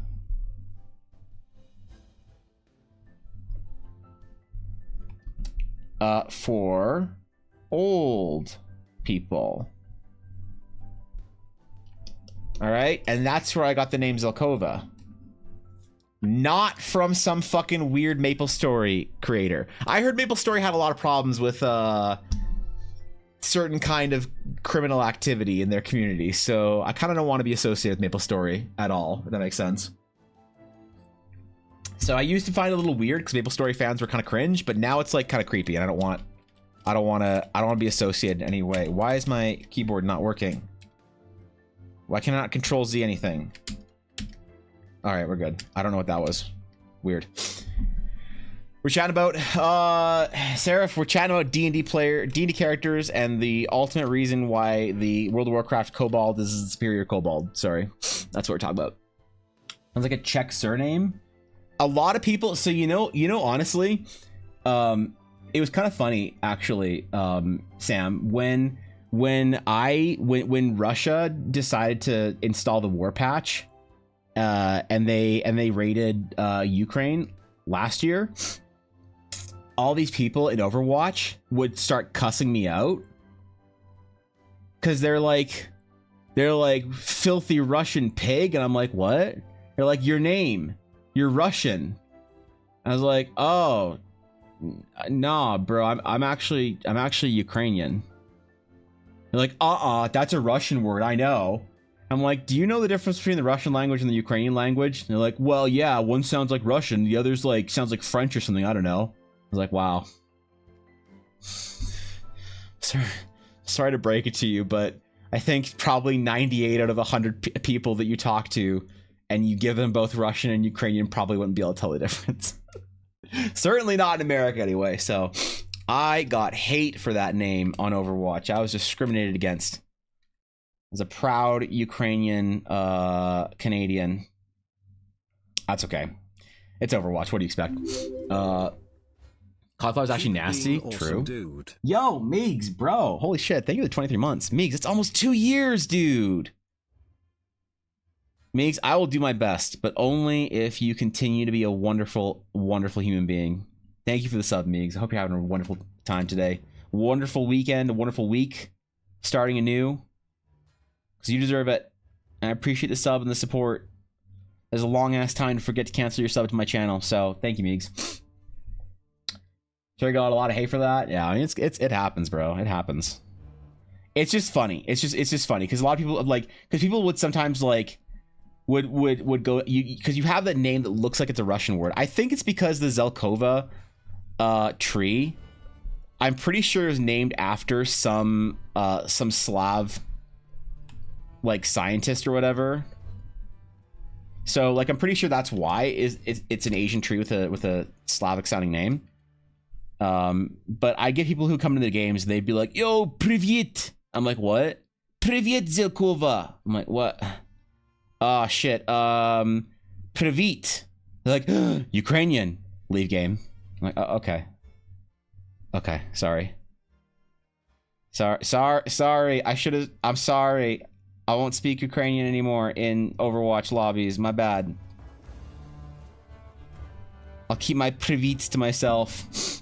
My bad. Not that I could speak Ukrainian all that well, so.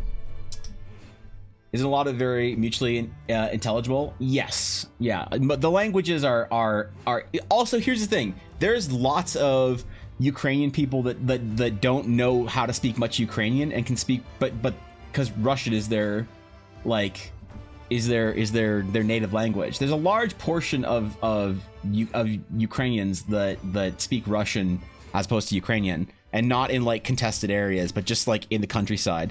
right? Like where my family's from, we didn't even speak Ukrainian from where my family comes from. We spoke Romanian, right? Like like my family could obviously speak Ukrainian, but as far as I knew, the village that my family, you know, the area like Chernovisty, they mostly spoke Romanian. So it's not like languages in that area in Europe and lots of areas in Europe, language is super weird. And like a lot of our sort of NA experience of the language is like, oh, if you're from this place, you must speak this language. And you're like, really? What do they speak in Switzerland? Wait, hold on. I know this one. They speak Swiss and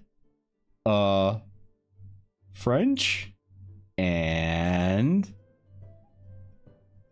I don't know. That's what I thought. So language is weird, man.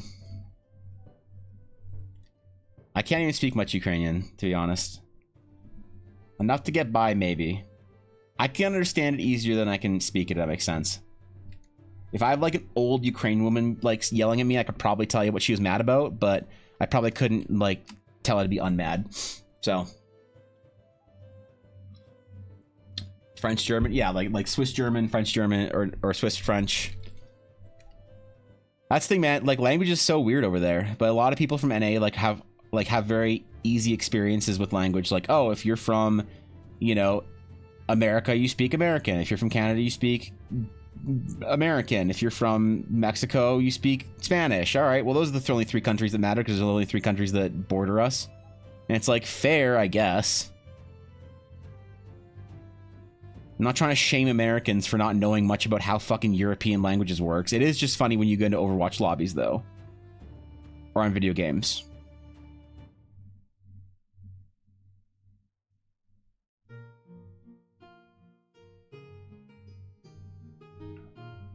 I need to bring my Slav ancestry into my D&D world. There needs to be more Adidas. God damn it. Next time I draw my own character for my D&D game, I need one of you guys to remind me to draw them wearing Adidas. And squatting on some like ruins in the middle of a fucking wheat field listening to Hard Boss. Very common for heritage learners. What is a heritage learner?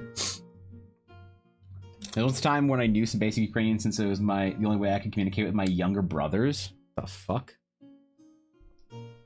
That's fucking weird, bro. I like it though. I dig it.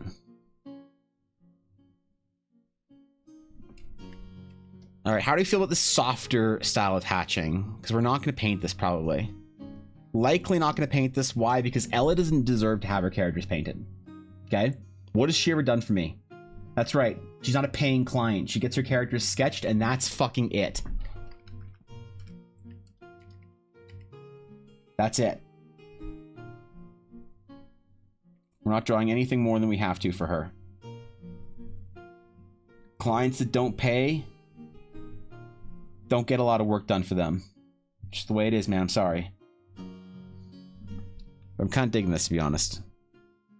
Feels a little more graphic than normal. Full bare minimum conversation in French, Spanish, German, Italian. Jesus, sorry. There's a lot of languages there. Whew. That's cool, though. Heritage learner is someone whose parents immigrated to a country with a different national language and the kid grows up with other languages at home and another one outside of the home. Oh, I see.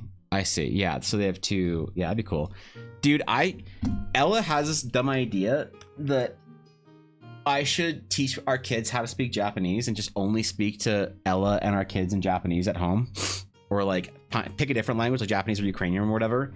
And then Ella will like, I don't know, speak to them in another language. So we'll just have like a trilingual like genius 12-year-olds or whatever. It sounds like a lot of work though, doesn't it?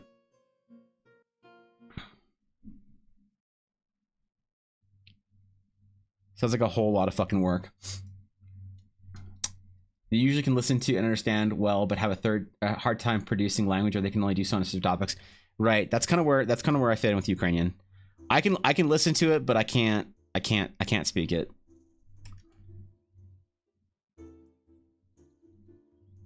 You could like ask me what the word for something is, and I wouldn't be able to tell you. But then you could say, "What does this word mean?" And I could tell you what it is. If that makes sense. It's like my brain can't generate the language, like Fishy said. Being multilingual is really advantageous. Doesn't it like hurt development or something if you don't do it right? See, more than 50 languages. Too bad I only need to know 2. Oh man, French and Anglo-French. I would do that if I could, really.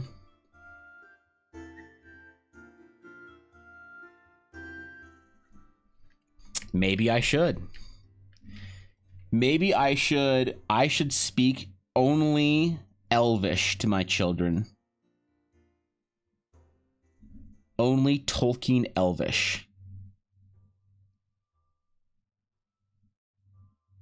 And then I'll raise real children, not these fucking nerd losers that play non-elven characters in games. Pfft. Imagine, dude, what do you do if you okay, imagine you are a nerd, okay? Imagine you're a nerd and you have children. And your children grow up to be nerds. Great, good. They're not into sports. They're not into, you know, high performing things like law or engineering. They're nerds. They play games, all right? What do you do if you raise children where you're like, okay, guys, okay, we're all gonna play the family D&D game now, and your 11-year-old comes to you and says, Dad, I've decided what my new character is gonna be, and you're like, what is it, son? He's like, I'm gonna play a barbarian. You're like, good choice. Halfling, and you're like, a hobbit. Yeah, Dad, I want to try something different. I want to try playing a halfling. Like, I know you're supposed to love your children no matter what, but do you have to like them? You know? Like, I just never want to I never want to risk raising a hobbit player, right? Hobbits and clerics will be right out. I don't want to raise a hobbit, and I don't want to raise a cleric. And I got to figure out what to do. Lunadore. Ashtero Danador. Just speak Night Elven the entire time. I'll just conduct myself, Thorkin, like a Night Elf NPC from Darkshore. Peace be with you. That's what I'll do. Good job. Klingon. Me learning Spanish after not fully understanding French really hurt my romantic language development. Yeah, you fucked up, Diddy. Time to go back and learn both. No, we're not even gonna worry about tabaxis. That's not gonna be allowed in the house. They won't even know what tabaxi is. So my kids, when they're younger, they have a hard time holding a large number of words in their mind, which grows as they develop. In the beginning, so the beginning is that vocabulary is split between the languages. Yeah, that's the problem, right?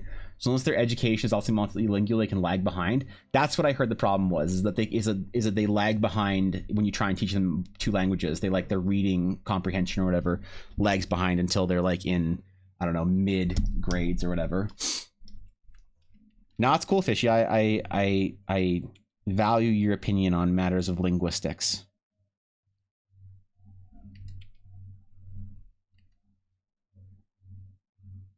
Ella, if you're watching my stream, I can hear you squealing at Una from up here, by the way.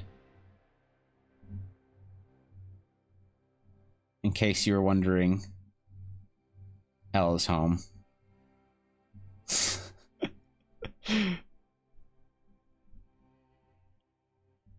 Emphatically saying hello. I was raised with my mother singing German and Italian arias. She told me what they meant as well as speak to me in German and Italian. That's pretty cool. My mom spoke to me in Star Trek.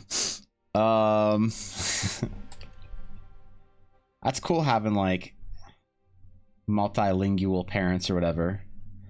The problem with the Ukrainian language is that it's kind of died off on my grandparents' generation. A lot of like my grandparents' generation didn't want to teach their kids, and certainly not their grandkids, any Ukrainian, because they themselves got bullied for it in the early 1900s. So they said, "Fuck that shit. You're not learning Ukrainian." So it's a dead language in my area. Maybe not in Edmonton. Edmonton still has a lot of Ukrainians.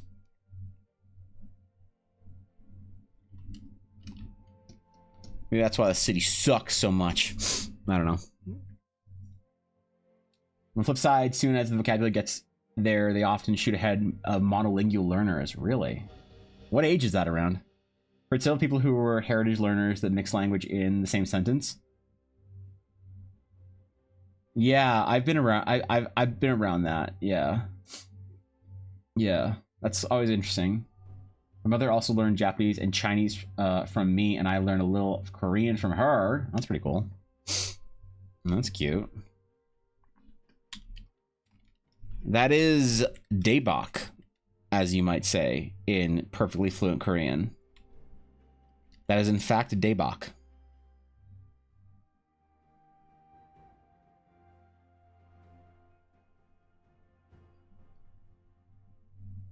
Although your first response is to be massively impressed by my fluency in Korean, I assure you, I need no ovations for it.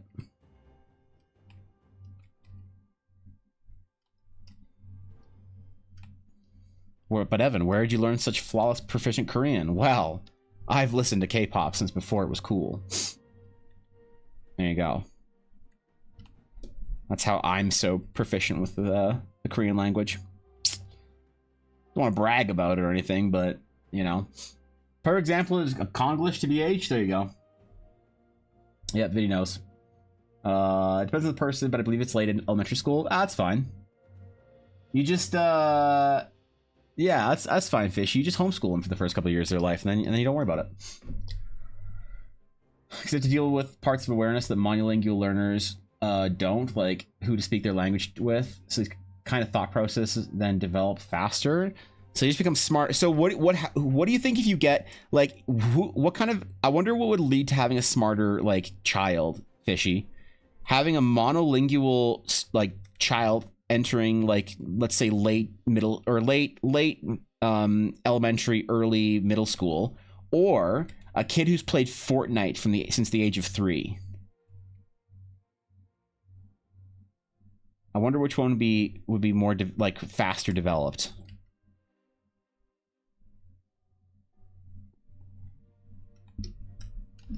That's the real question. TBH. Read a lot of Korean comics and watched a lot of Chinese and Korean dramas. Pfft, weeb. Weeb. God, these weebs, man, I swear. They're always coming into D&D trying to ruin it.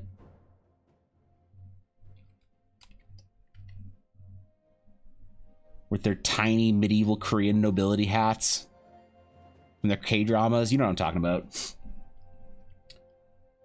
Not really about smarter, but which types of thought processes you practice doing, but Fortnite definitely. Yes. There you go. There you go.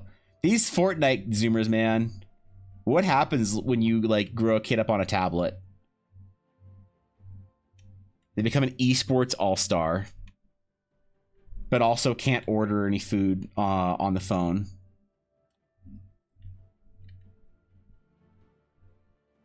Society is going in a weird way.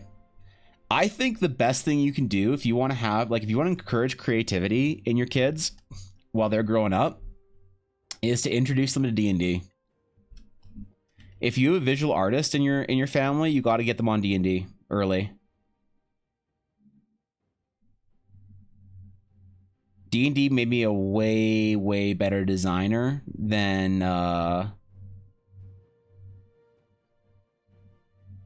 anyone my age growing up, by like a long shot. D&D helps. It works. Make artists play D&D. Like real artists, not like people who are just like making art, but like I mean like designers and people who are like painting original shit. I don't think D&D is gonna help you be a better fan artist, but if you want to be like a real artist, D&D helps. Trust me. I'm an expert. All right. How are we looking? Not bad. Not bad. I don't mind it. Yep. Remember one time I was at the store, this old lady heard a mother-daughter talking to each other in Spanish. Uh-oh. Start speaking in French. Yeah. Those multilinguals. Konglish is when you take your English word and adapt them for Korean. For example, remote control is shortened to remocon, and window shopping is called iShopping. Yeah. Yeah, it was like Japan loves to shorten words, man. It's crazy. I guess Korea does too. There's tons of Japanese words that you have to like. Yeah, there's tons of dumb sounding Japanese words you have to learn that are just shortening or like shortened phrases or whatever, usually in English. What's common like comedians referred to as a gag man. Yep. Yu Suck, Ji Suck Jin, Korea's ultimate host gagman. So just hyperfixating on a character you really like, so you draw them a lot. Hyperfixating on a character, is that going to help? Probably. Does it help as much? Maybe not. I would suggest DMing if you are an artist and a D&D player. And you want to be a serious artist D&D player. I would DM, because why waste time worrying about the design of one thing when you can worry about the design of everything?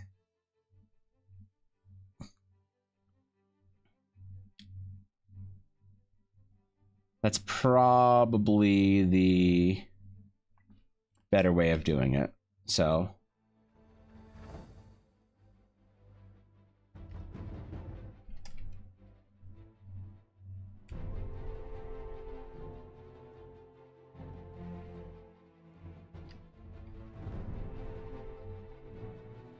yo, I really like her hair, man. I didn't think I would when I was drawing it out. I thought it'd be a little too messy, but I really like it. Debak. Yeah, there you go. I know what I'm talking about. Adopted, romanized words are fun. Yep. I just want to draw my favorite character as hotly as possible. Do you have art of your D&D character, Fishy? I'm so. Have you ever drawn your D&D character? Because I don't think I've ever seen. I have never actually seen art of your D&D character. I've never seen art of her. And I'm not sure if we've ever talked. We obviously haven't talked about it on stream, but I don't think we've ever talked about it. I've never. Yeah, not my current one, but my next one. Oh, the next one. Okay, yeah. All right. So I wasn't sure if you ever had art of your current character that you're playing. We never talked about it, but.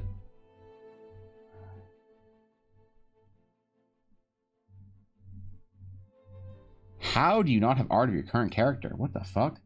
Who doesn't have art of their current D&D character?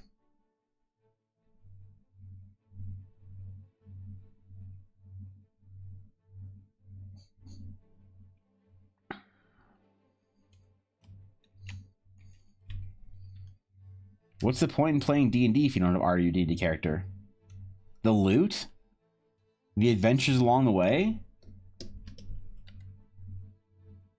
Being able to go camping with your homies and giving them a kiss every night before bed? Alright, play D&D for different reasons, alright? No one judge. I don't want to hear any judgments on there. I have art of D&D characters never played. I made them for fun.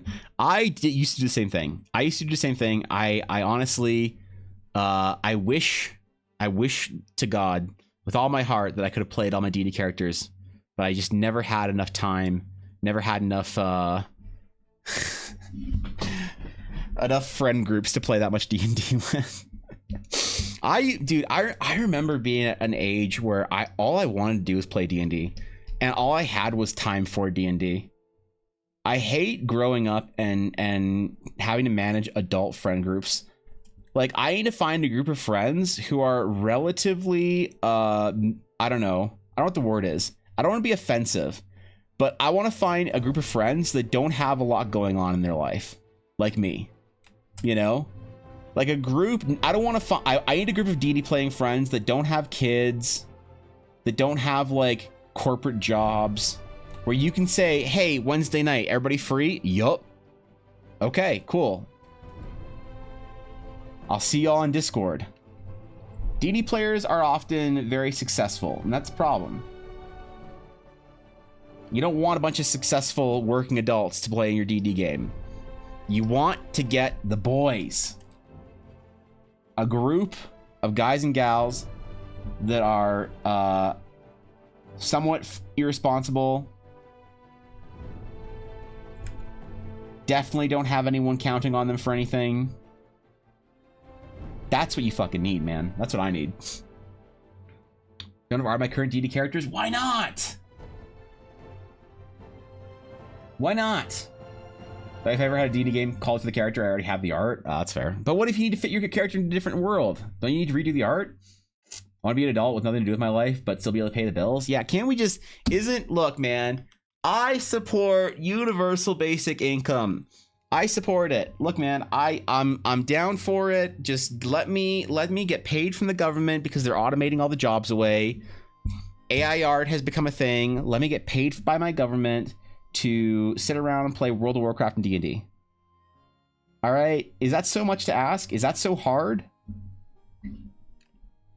Let me get paid to draw stuff. Oh wait, I do. Never mind. Yeah, mood. Yeah, true fishy. Yangers rise up. You'd have hobbies even with a corporate job. You just need a 9-to-5 person. That's true. I do need a 9-to-5 person. Somebody that doesn't have a 5 to 12 as well. You know? I just made a Discord server, and whenever anyone wants to do something, they just at everyone. And if you can make it, you go. And if you can't, go. Wait, you. And if you can't, you go next. I'm confused. How does it work? Wait, I don't understand how it works. Freelancers IRL are great freelancers of D&D. Yep. True. The machines and AI are going to do that art. You're going to shovel mud or something. Yeah, what am I supposed to do? Shovel mud? You know who I'd be good at? What were the filth diggers? Hold on. Monty Python filth. What were they?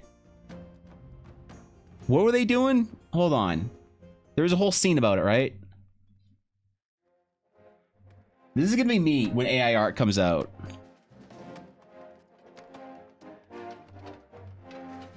I mean, not the King of England nor his squire, but like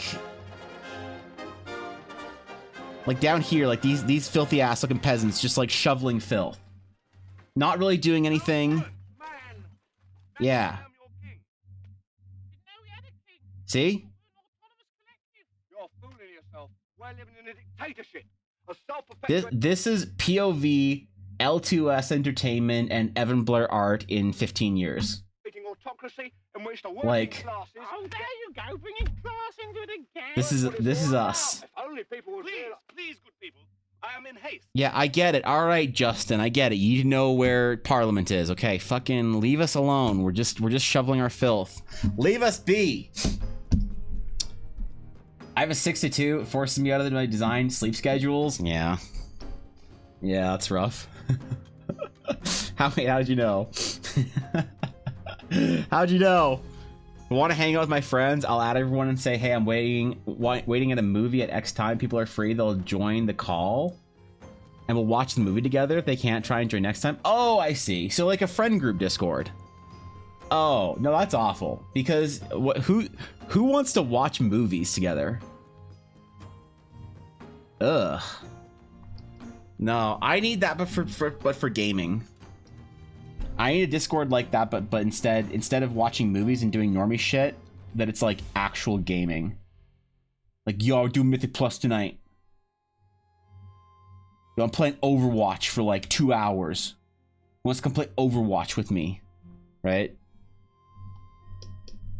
A friend LFG. Me? We do it for games too? Oh, okay, that's pretty good then. Well, that's good. I'm glad you worked that out. I'm glad you have that system with your friends. That's good. Me, on the other hand, my friends are all old corporate boomers.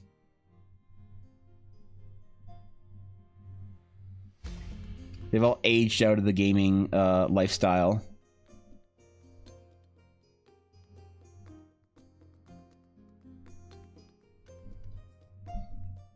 But I know they all secretly envy me.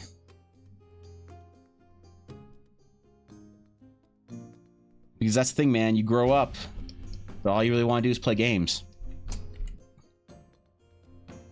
I'm still out here playing Age of Empires 2. They're playing HR meetings. The fuck's up with that?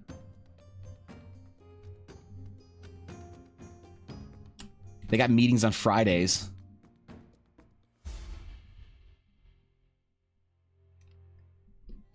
Ugh. That's scary, man.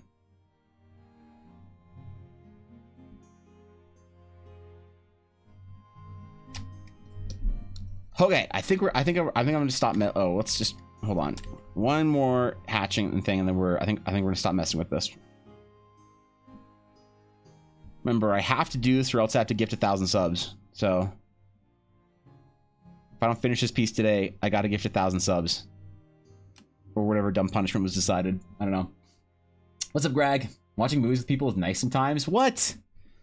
Why is watching movies nice without what? No, I hate watching movies with other people. I don't want nobody talking to me during a movie.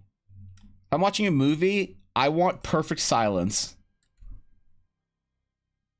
I don't want nobody's commentary. You think you want to watch movies with people until you watch movies with that girl that you know that's a Lord of the Rings obsessed lore junkie. And it's like every other scene, did you know that in this scene, Viggo Mortensen broke his toe when he kicked the helmet? And you're like, yes, I know that. Shut up. Leave me alone. I'm aware. Okay? I'm fully fucking aware. You don't need to tell me. Alright? Oh, sorry. People don't usually know that, so I just thought that... You thought wrong.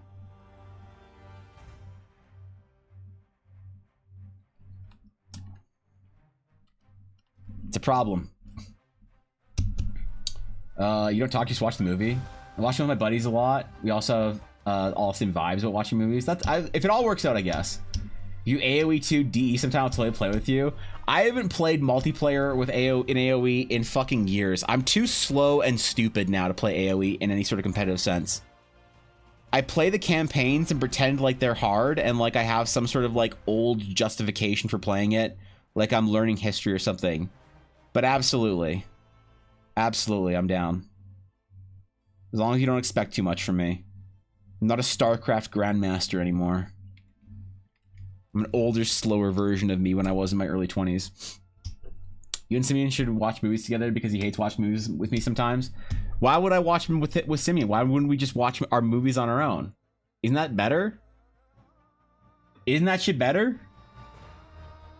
Remember the glass stabbing Sam's foot at the end of Fellowship? Yep. Oh, the whole thing, man. They would be the whole fucking thing.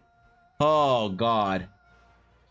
Neither have I can only play AI. Moderate. Hard mode will kill me. Alright, there we go. Cheers. Stream We'll do topic, it. Rat kobold greater than lizard kobold at Hyduria.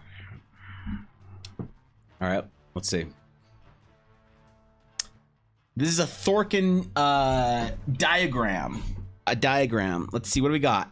Rat kobold versus Dragon Kobold. Dragon Kobold looks up to the superior Kobold. Weak. Small.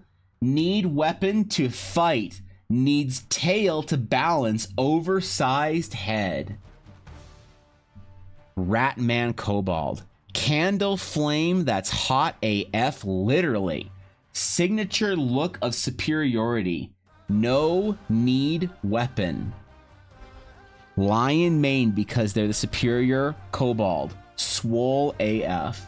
There you have it. There you have it. I'm terribly sorry, Rat Kobold Dragon Kobold enjoyers. Rat Kobolds are the superior Kobolds. Clearly outlined by this diagram of the buff Doge versus Sag Doge.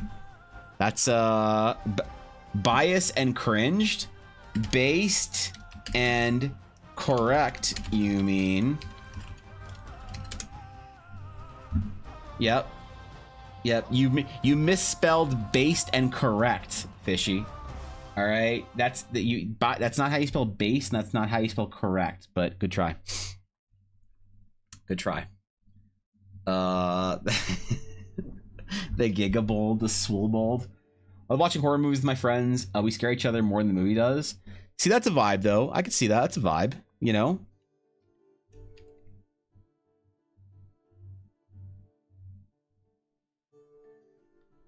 We'll hold a Discord poll.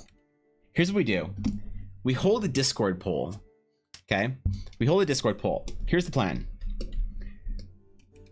We do the Rat Kobold or the Rat Bold, the Rat Man. We do the Lizard Kobold. and we have like a check mark on Discord, so you can react to it, right? And we see which one gets the most reactions, right? Like, where does it say the number beside it? Oh, right. So like we have Rat Kobold, and we got the number right here. It says like 38, and we have Lizard Kobold that says like 7 or something on Discord. Then if you click on the reaction, you can see everyone who clicks on who reacted with this. And what we do is we do the drop down menu and ban everyone who's incorrect. Easy way to clean the server out. Easy way of cleaning the server out. And then I can start hosting D&D games for the server, having an open invite for D&D games. Whoever wants to join can join, because we'll know that everyone in the server is like-minded. The dice being an EBA, guys. Ah, shit. Even the mods. Ah, man. Ah, no. Hold on. What are we supposed to do? What if Rat Kobolds and Lizard Kobolds are regional variants? I will accept that a Rat Kobold and a Lizard Kobold are regional variants if we accept that like trolls evolved into night elves, that the Rat Kobolds are the superior, the most recent stage of evolution. I will agree to it. I'll agree to it if we can evolutionarily. We need an evolutionary biologist. Is anyone in chat smart enough to earn a degree in evolutionary biology? Because I don't think so. We're mostly just D&D players in here. So we need evolutionary biologists in here to tell us the exact way that it would work. And then we can have it. Yes, but I'm poor. Oh, okay. Yeah, that.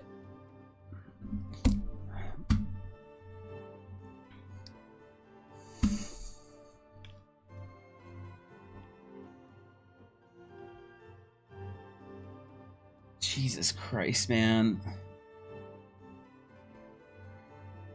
This is not okay. This is not okay. I needed a trigger warning before I saw this. What the fuck is this shit? Thanks for coming to my TED Talk? What is this? This ruined my day.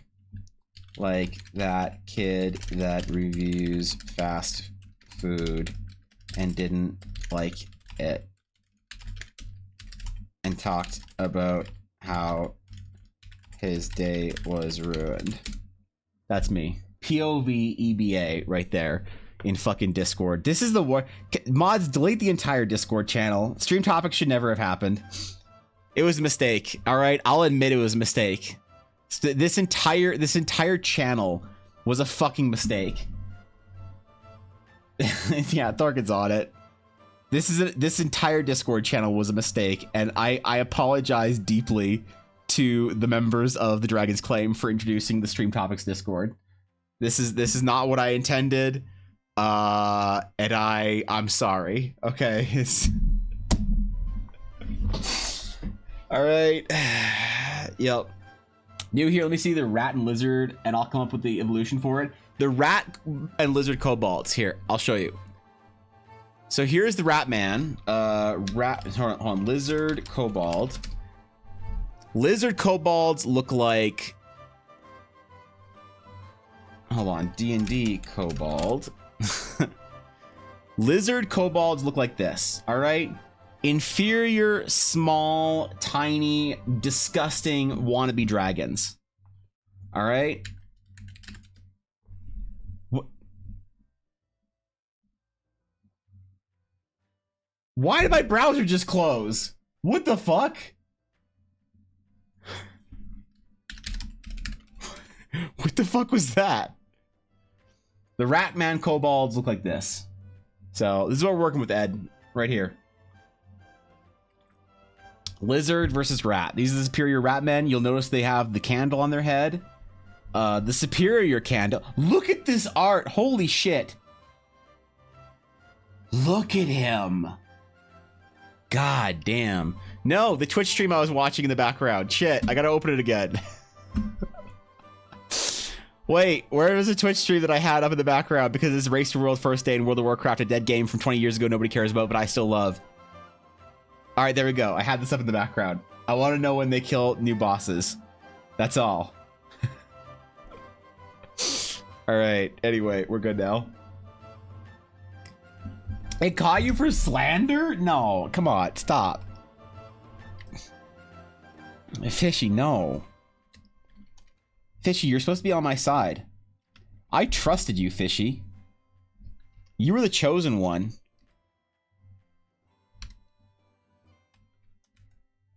I was gonna take this team to nationals. I was gonna invite you to my D&D game, Fishy.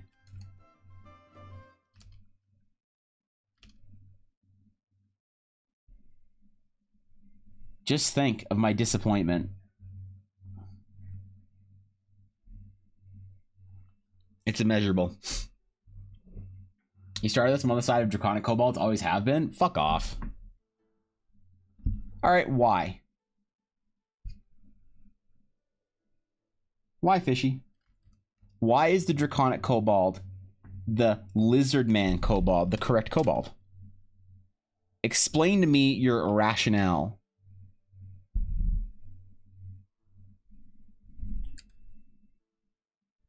Because, like, here's the thing. Everybody who has like, them picked on their side doesn't actually have a good reason for it. It's always some shit. It's never a real reason.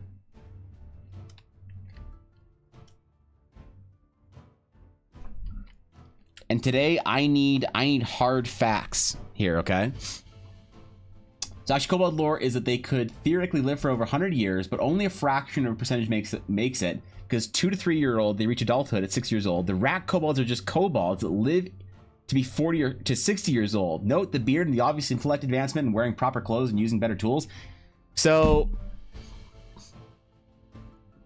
they descale is what you're saying. And they evolve into the Ratman Kobold. They learn modesty of clothing and how to use weaponry. This is the correct way of kobolding, I say. Okay, all right. I dig it.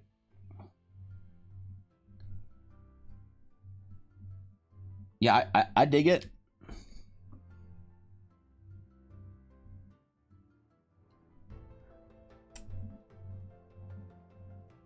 I know these aren't quite correct, but they'll look right when I'm done here. Don't worry. Rat Kobold bet greater. Yep. How hard do you think it would be to have a storyline where one of the players ends up like Arthas Menethil? The tragic fallen hero story? Probably not very hard. I thought about that. I don't have a lot of compelling villains in Teleria yet, and I've actually been thinking about that, Nick, of like how to create villains that I enjoy the story of. And Arthas is actually a character that I'm somewhat inspired by. The whole fall of the Menethil line is something that I always thought was a very good story that I always enjoyed. And I've been wondering how to have a fallen hero character like that in some ways. But I don't have a lot of like deep storylines made yet for Teleria. So Thorkin, thank you for the gift of sub to Ed Too Cute. Thank you, dude. I appreciate that, Thorkin. You don't have to do that, man. Thanks, bro. Ed, welcome to the Dragon's Clan, my friend. You're now a full-fledged member of the guild, and I appreciate you being here. Rats are gross. Lizard greater than rat? Well, that's true, actually. Arthas was so great because he was a choice. Arthas was great because he was correct. Arthas Menethil, Ashy, did nothing wrong. That's the thing that people don't like to hear, is that Arthas at Stratholme made the choice that only a king could make. He did what was required of him to save his people. Thank you, Ed, for the follow as well. I appreciate that. Then you create a room for a player to choose that ending for their arc if they want it, but players would often try and haggle their way into winning without losing anything. True. Yeah, true. That is the D&D player mindset.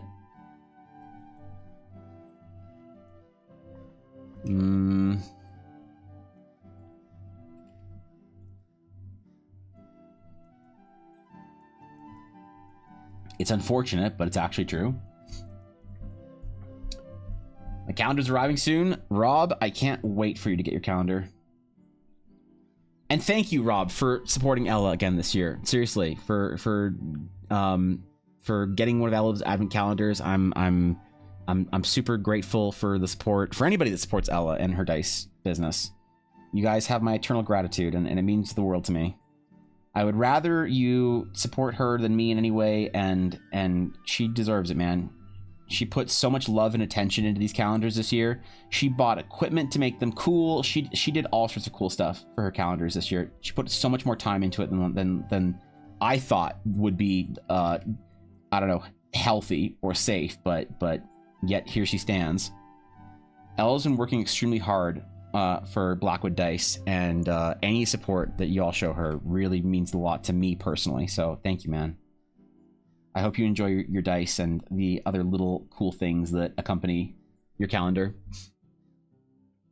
Rather wannabe dragon than ROUS's.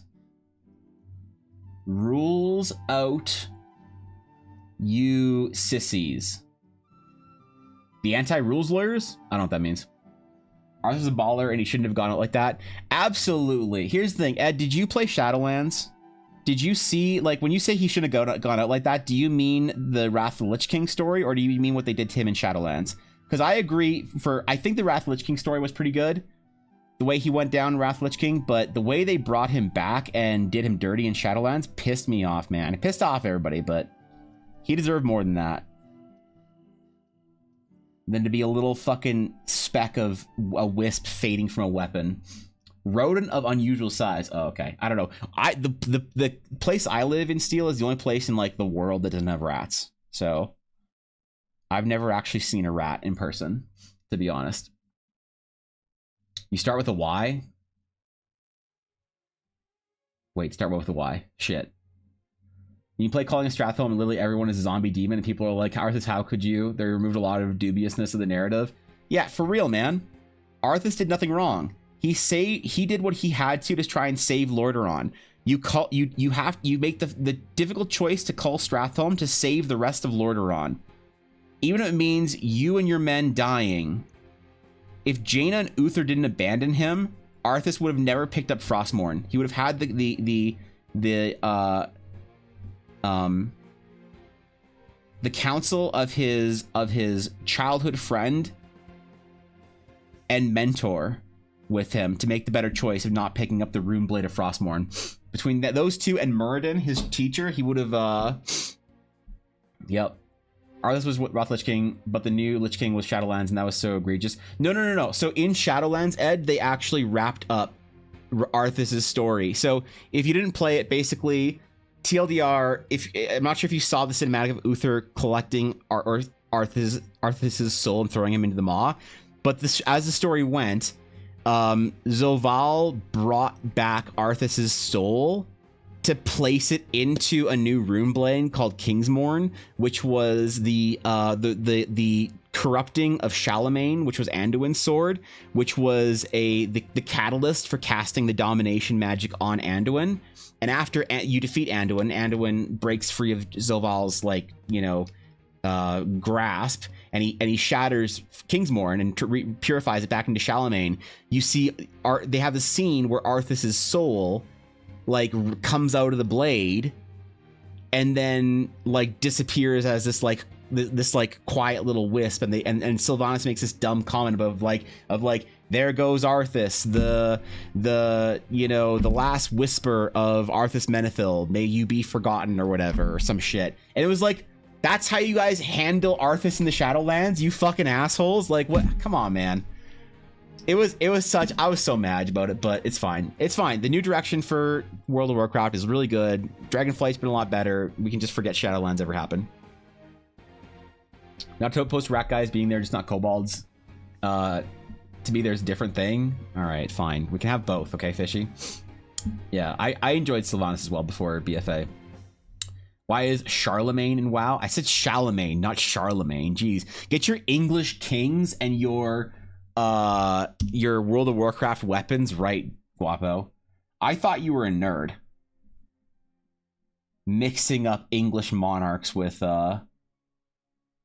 fucking magic weapons.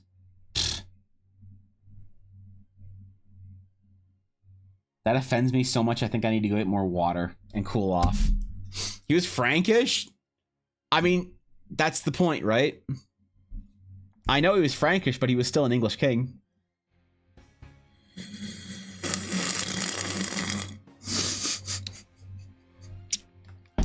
I'm just out here to make people mad.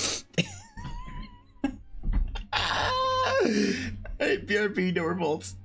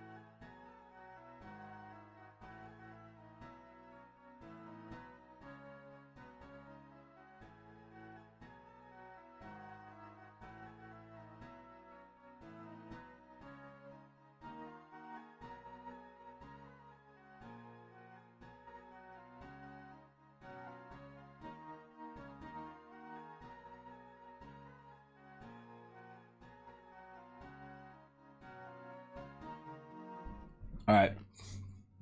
All right, I'm back. My Guapo and L2 still seething. Revolt. Wait, what do you mean revolt? I deserve it. I used to fall asleep to WoW lore videos like bedtime stories. Nowadays, my main squeeze is D&D lore. D&D's pretty good. D&D lore's pretty good, not gonna lie. Even though I don't play with D&D like Forgotten Realms lore, I still think it's good.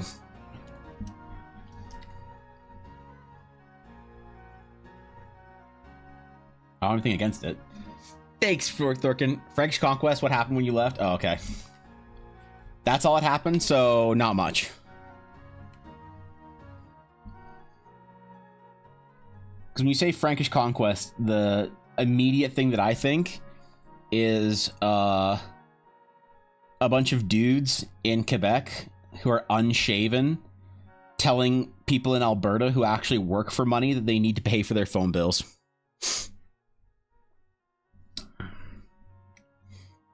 Is that the kind of Frankish conquest we're talking about, or is that a different one? Thorkin, where you live, do you guys get all the same benefits that Quebecois or Quebecois that the Quebec get, or because you're in Francophone Ontario? Like, do you get like, I don't know, like discounts and shit and all your like utilities and phone, education, all that kind of shit? No, you don't. So you're screwed. Damn. Fuck. What a schmaz. And can I get your thoughts on game names? We're starting soon. Would love your thoughts. It's going to be The Storm of Agony. I like it. I like big dramatic names for new campaigns, Minako. I'm not a person that wants like a classy, believable, whatever name. I want some cool, bombastic shit. The Storm of Agony, I approve. Yeah, I approve. Do you play with Greyhawk, Eberron, or Homebrew, or what? So I do, Ed, everything I do is Homebrew. My entire stream is me basically making my Homebrew world. And making my games and all of that. So like my stream is half doing characters. I do a lot of maps. So like this is like what a map looks like for my world. So I'll draw, this isn't like the world map, but this is one of my maps in my world. So I'll draw maps and, you know, do world building and lore, everything I do. And so I've been playing D&D for like 20 something years, and I have spent most of that time, building my own worlds. So I don't actually know a whole lot about D&D settings, right? Like I said, I think the lore is cool, but I don't actually know a ton about it because it's always interested me more to create my own stuff. I've always been an artist, and I find D&D to be the outlet or the source that I use to sort of like inspire the art. It's kind of like when you work on a video game project and you work at a studio, all of the art you make is supposed to like sort of revolve around one world or one story, and I always really liked that. So D&D is that for me. My D&D world is the excuse for me to make all of my art in one world and part of one sort of cohesive storyline. So that's my jam. We're screwed in multiple ways. Yeah, it's actually kind of rough. Provincial funding is only provincial, which sucks for sure. Yeah, that's damn. So you mean your neighbors are getting free shit all over the place and y'all are screwed? Just finished up my year-long campaign. It's about 100% homebrewed by me. It was kind of inspired by Evangelion to call it reliving time. Oh, that's cool. That can be depressing as fuck, but that's cool. Involved a lot of time travel, and some of which interfered with players' origin stories and stuff. That's kind of cool. I like time travel stories. Even if time travel stories ruin like canon and stuff for like larger games and larger stories, I still think they're cool. I think they're awesome. So really sucked for a lot of people for college and university, since they often need pre-U English 4, and most Franco-Ontarios only have pre-U English 2 or less. Really? Y'all aren't forced to learn English just by going to Walmart and shit? How do you guys play video games then on NA servers? Damn, bro. That's the main reason to learn English, I feel like, if you're an NA. Well, I'm proud of you, Thorkin.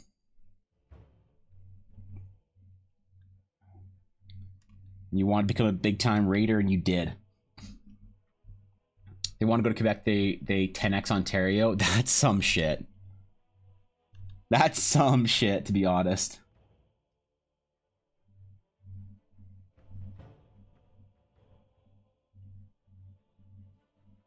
Sounds about right, though.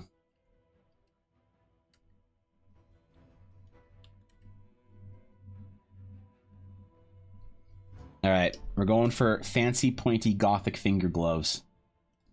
I think I'm nailing the vibe, but I'm not sure. We'll have to check in later on the character and see if it all looks good with the rest of the armor.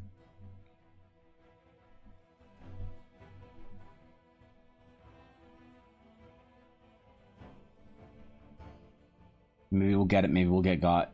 We won't know until we're done. Ava, casual and academic English are very different. That's true.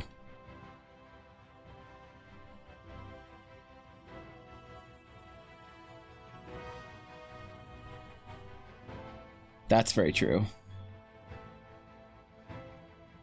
It's not hard though, right? You just learn it. You just don't know it, and then you just learn it. You just figure it out, you get it, and then you're done.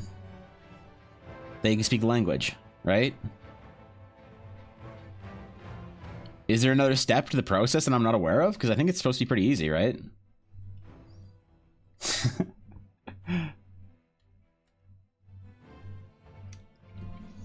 All right, how does this look without our sketch underneath? Yeah, kind of clean. Okay, I don't mind that.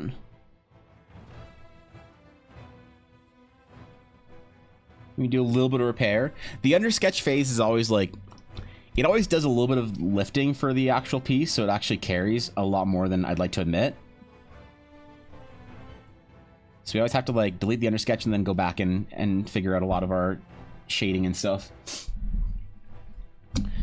A world is a place to plunk existing D&D monsters and items into, but all the lore all over the years has slowly converted it into more and more of a homebrew stuff. It was the easiest way to be homebrew and play it right. That's a really smart way of doing it.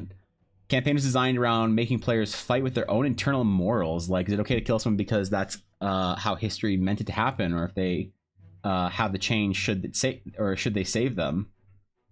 That's interesting. Like, yeah, time travel shit like that is those kind of dilemmas are always really, I don't know. I think they're interesting. I don't know. They're hard to write though. Got my grades, but it's a bit too late for me now, and I can exclamation self-taught people. That's true. Yeah. You work hard enough to be a self-taught artist though, Thorkin. You download the patch for it, right? Oh shit, speaking of that, thanks for reminding me, Blaze.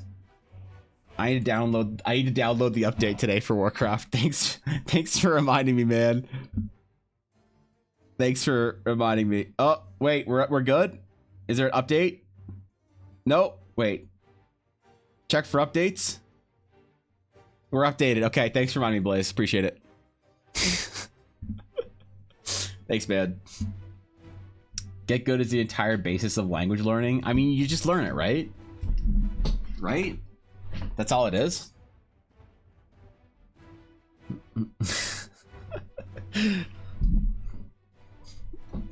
Yeah, I thought that's all it was.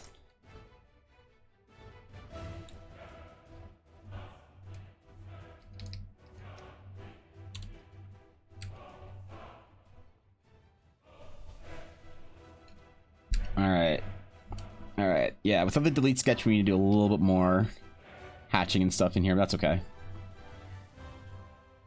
It always happens.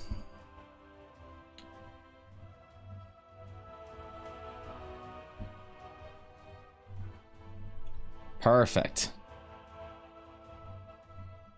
Dude, I cannot wait to actually play Warcraft this season. I haven't played Warcraft much at all in the last year or so. And I'm like, I feel like I'm coming home, you know? It's so nice to be back into a game that I just have wanted to play for so long but haven't had time.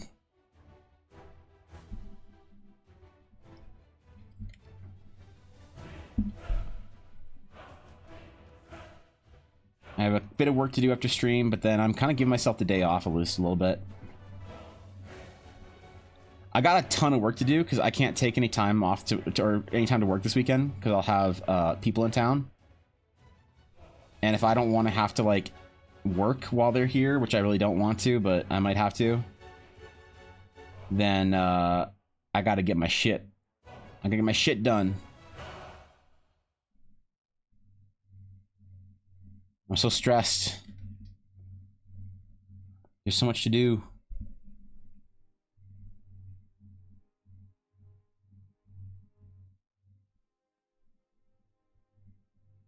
Maybe we'll rebook. See if they can reschedule for next weekend. No, I'll be okay. I'll get my work done before EldaraCon, hopefully. It's just what, Friday, Saturday? No, Thursday, Friday, Saturday? I don't remember. Means I can still work on Sunday, I believe, right? I don't actually remember when the dudes are here.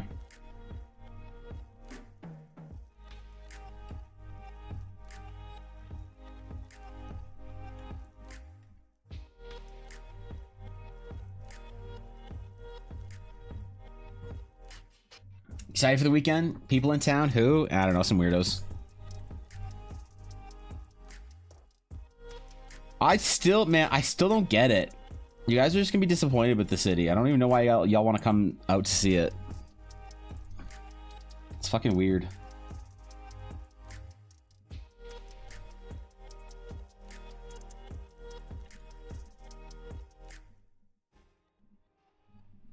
Okay, last finger, and then we can delete the sketch. Dude, it's always so satisfying when we delete the sketch underneath.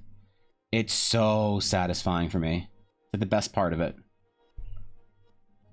Not even like drawing highlights is as satisfying as deleting the under sketch.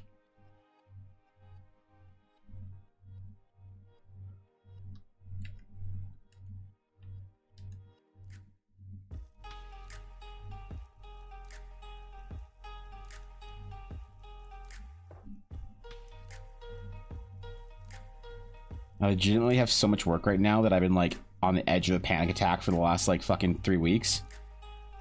I gotta get like a good chunk of it done by this weekend. So I'm gonna be in like Ultra Instinct SSJ 5 mode.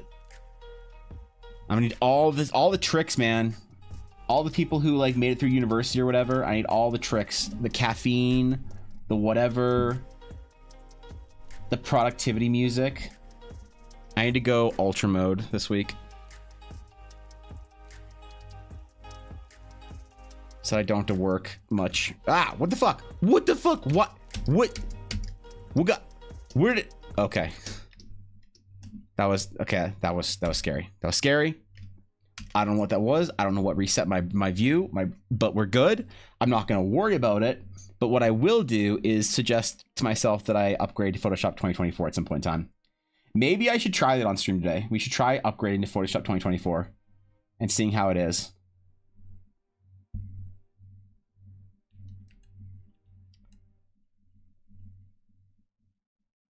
Let me look. I wonder if wait, how do you export your brush pack? Import brushes.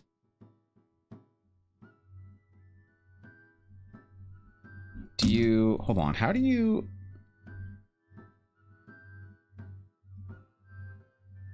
export your brushes? Hold on. Photoshop, how to export brushes.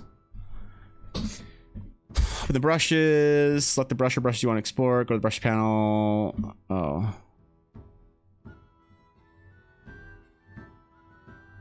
This? Brushes panel, choose export brushes. Where?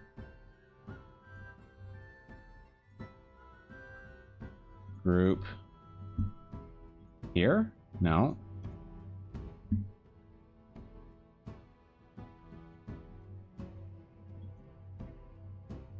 There's got to be a way, man. Export selected brushes. Oh, okay.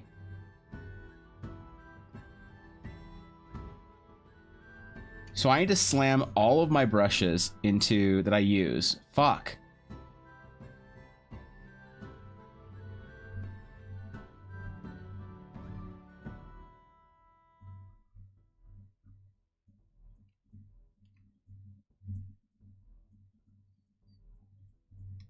I delete all of these and then export it as a, oh man.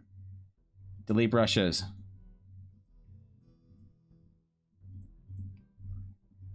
Delete brushes. Create EBA pattern. Patterns. I put all these in EBA patterns.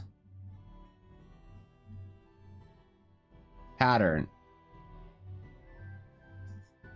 Oops.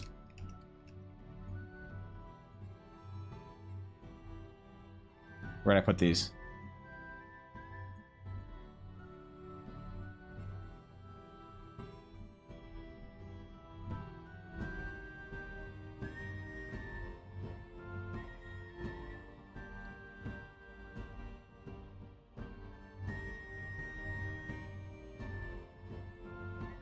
Export. You should do this every once in a while.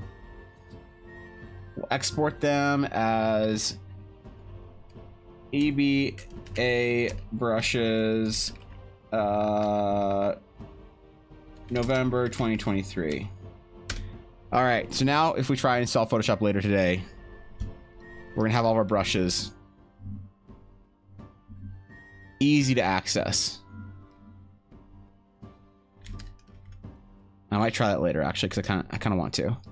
It'd be kind of fun. There's a bug with color picker. Adam Duff made a whole video about it. I saw that there's a video about that, but I didn't see what the video was, so I didn't click on it. I was like, Photoshop 2024. I don't need to know that shit. What do I need to worry about Photoshop 2024 for? That sounds like something that nerds use. It's for losers. I should probably try it out though. I don't like upgrading because you have to like mess with all your settings and stuff. It's a whole like, the problem is when you figure out how to get Photoshop to work right for you, it's this beautiful thing where it starts working properly without causing you stress. And then when you go in and you now need to revisit it, you don't remember all the things you did to optimize the last version of Photoshop to work for you. It's not like simply upgrading and changing your D&D version, all right? It's a whole other thing. You don't just download a new book and suddenly you can now play the newest version of Photoshop. So like I have not upgraded Photoshop since I started streaming. I'm still using Photoshop 2020 and I'm proud of it and I don't want to change. And you can't make me. No, I can't. I don't want to.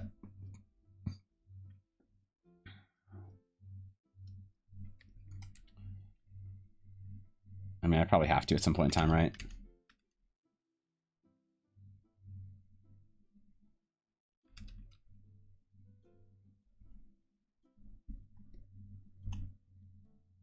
Just by pure virtue of using the best new tools, right? That's the way it is. That's the way it goes. Gotta use the best tool. Therefore, you upgrade.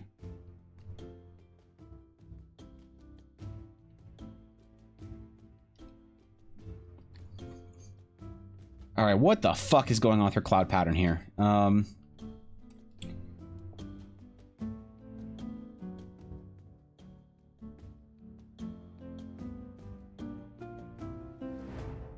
Let's figure that out first so we know how to fill in our dark color here.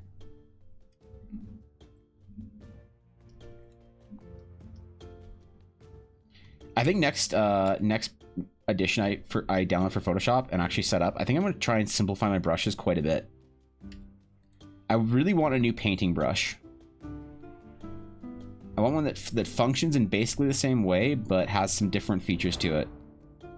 I might do a whole brush tutorial day thing on stream. I've always avoided doing it because there's not enough people who are Photoshop power users that it would make sense to spend the time doing that for, but I think there are enough now, maybe. The guild has grown large enough. There might be people who care about that kind of stuff. It mayhaps be worth it.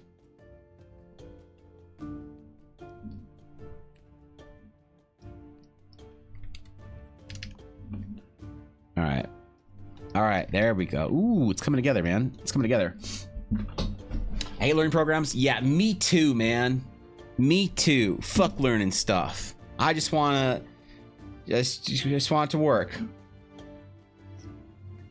Short that video, he went back to Photoshop 2023. Really? Oh man.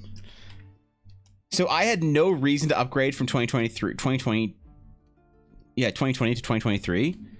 So if he didn't have any reason to upgrade from 2023 to 2024, I have no reason to upgrade. Meaning, I guess I'm going to stay on 2020 for another however many years. That or until I want to grow on Twitter, and then I'll start using Clip.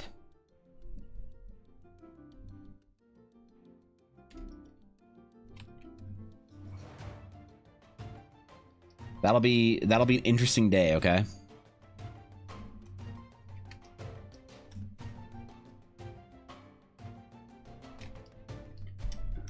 fill in our belt here in a minute as well.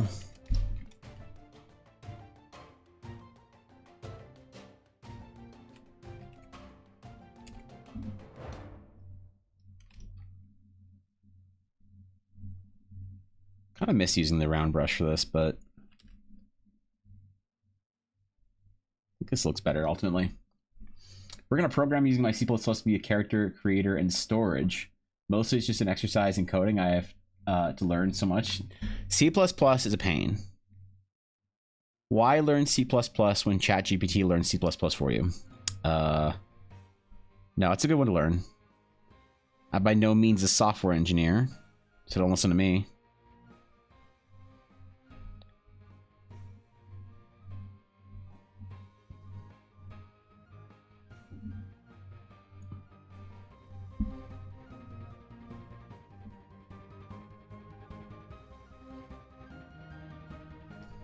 Okay.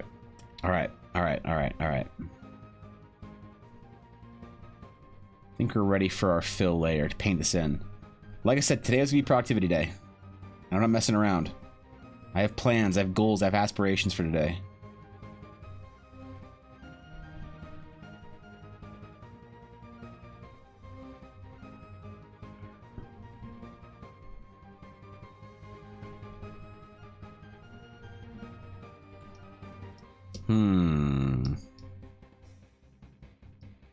Ooh, I like that, man. I like how articulated the gauntlet looks. I know I should never be impressed by my own stuff, but I'm impressed. Never ever as an artist enjoy your own artwork. That's how you grow an ego. Self-loathing, that's the only path to success.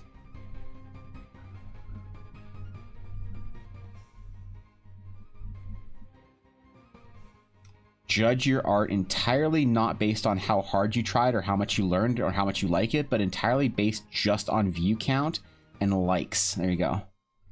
That's the proper way to do it as an artist for social media. The only thing that matters is likes. You can create the best piece of art in the world, but if nobody liked it, did it really exist? The answer is fucking no. So, develop that unhealthy relationship early, and the therapy bills will be a future you problem. Balance. Started using 2017 a few months ago. Yeah, I used 2017 until 2020. Yeah. Are there chubby characters in your D&D world, Evan? Why wouldn't there be chubby characters? Did I ever say that there weren't chubby characters? What? Why? Yeah. Wait, what? Why would there be chubby characters in a world? It's a full-fledged fantasy universe. I started learning C++ 7 years ago, so ChatGPT wasn't around. That's fair. I mean, self-loathing? I've never seen you draw one. A chubby character? Why would I want to draw one? I usually draw heroes and stuff.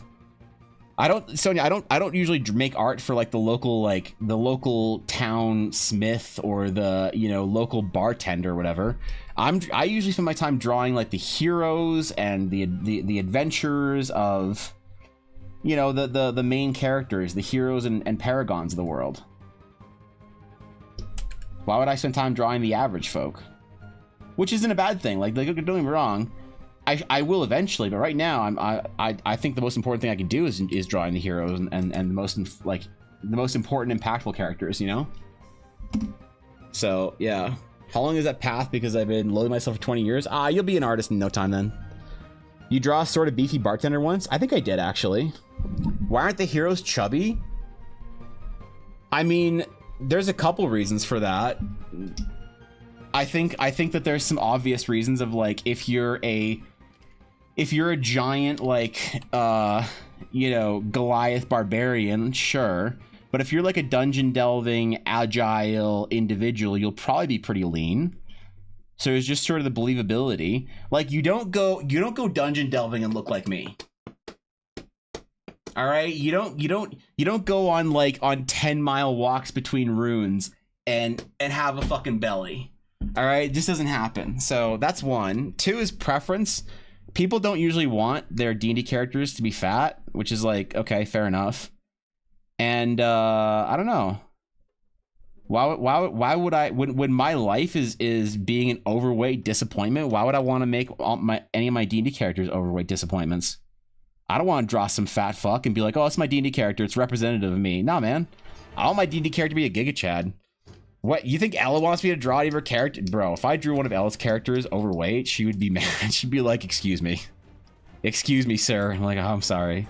So I don't know. There's like, if somebody asked me in a commission, hey, my character's kind of chubby, they got this, I would like, cool. But no one's ever asked me to draw them a chubby character. No one's ever like commissioned it or requested it or whatever, which is fine. I would draw it if somebody asked me for it. I ain't got no problems with that, but nobody's ever asked me for that.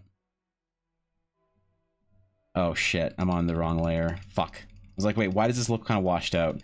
Probably because it is. There we go. Yeah, nobody's really asked me for it, so I don't know. Maybe somebody will at some point in time. Maybe somebody will say, hey, I got this wizard who really likes to snack, and he doesn't do a lot of like delving, so I want to make him a little chubby. Fuck, I draw it. Hell yeah.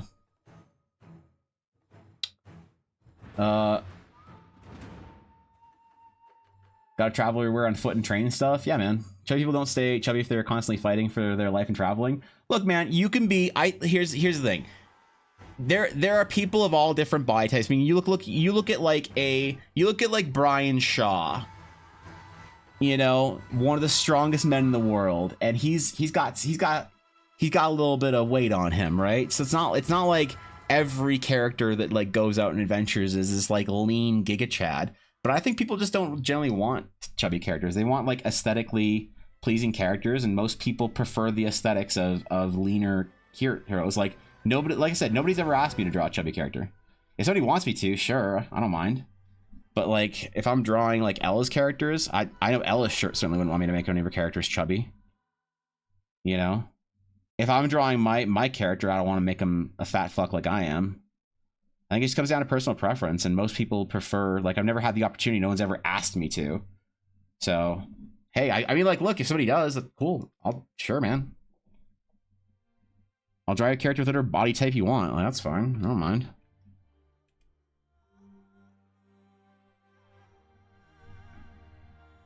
I'm not like mad about it. I think people just in general prefer a certain type of aesthetic, and that's what you generally see in video games and stuff. You know, like you know that one of the most biggest criticisms of Diablo 4 was that you couldn't play a non-fat druid, and that's actually legit. Like I'm not even kidding. When Diablo 4 first came out, everyone was like, "Oh, I can't wait to be a druid, a giant Giga Chad of the wilderness," and people were like, "Oh, I have to be fat. Oh, I don't want to be a druid," you know. It's just people. It's what they want, man. You know, everybody has their own preferences, but there's certain preferences that are more common than others, and that's just the way it is. And so I guess if I draw art that is either requested of people or is supposed to please people, it's going to tend or skew one way generally. So that'd be an interesting commission if someone asked me to draw a character and said like, oh yeah, I don't want no skinny bitch. Make me a little more interesting, all right? I want to be have a little bit more substance. I'm like, all right, cool. You're not a fat fuck, Evan. I am absolutely a fat ass, Sonia. I have lost 85 pounds and I'm still a fat fuck. Holy shit, man! And I can't wait to be at my fitness goal. Probably next year I'll hit it. If I have a good year next year, I'll probably hit my fitness goal, hit my target weight, hit my target body composition. But until then, I'm a proud fat kid. I'm very overweight still, even through all my fitness journey. But I do appreciate you. It's very kind of you to say, but I'm not ashamed of it. It's who I am, and I'm proud of where I am on my journey, because I used to be somewhere different, and now I'm not, which is cool. You draw my character fat, Evan. Don't worry, I'll pay you exposure. Ah, shit, exposure. Ah, man, I haven't been paid exposure in a long time. Why here is chubby? Chubby does not mean fat. Bulky chubby is more healthy than 7% fat. Look, man, yeah, I just think I think Sonya, it's just the people's preferences. You know, I think it's generally people just don't want that in their D&D characters. Like I said, no, I've never had anyone request that of me. I've never had anyone. Actually, I was told once, Sonia, that I made a character well, she used the word fat. She's like, "Why are you drawing me fat?" And I'm like, you didn't specify a body type, so I just drew her with, you know, some curves. Like, what was the problem with that? And she's like, "No, I want to be like a supermodel thin." I'm like, "Okay, I'm sorry, my bad, I'm sorry, ma'am." And so I had to like skeletonify her character, and hey, that's what she wanted, so, you know, good for her, I guess.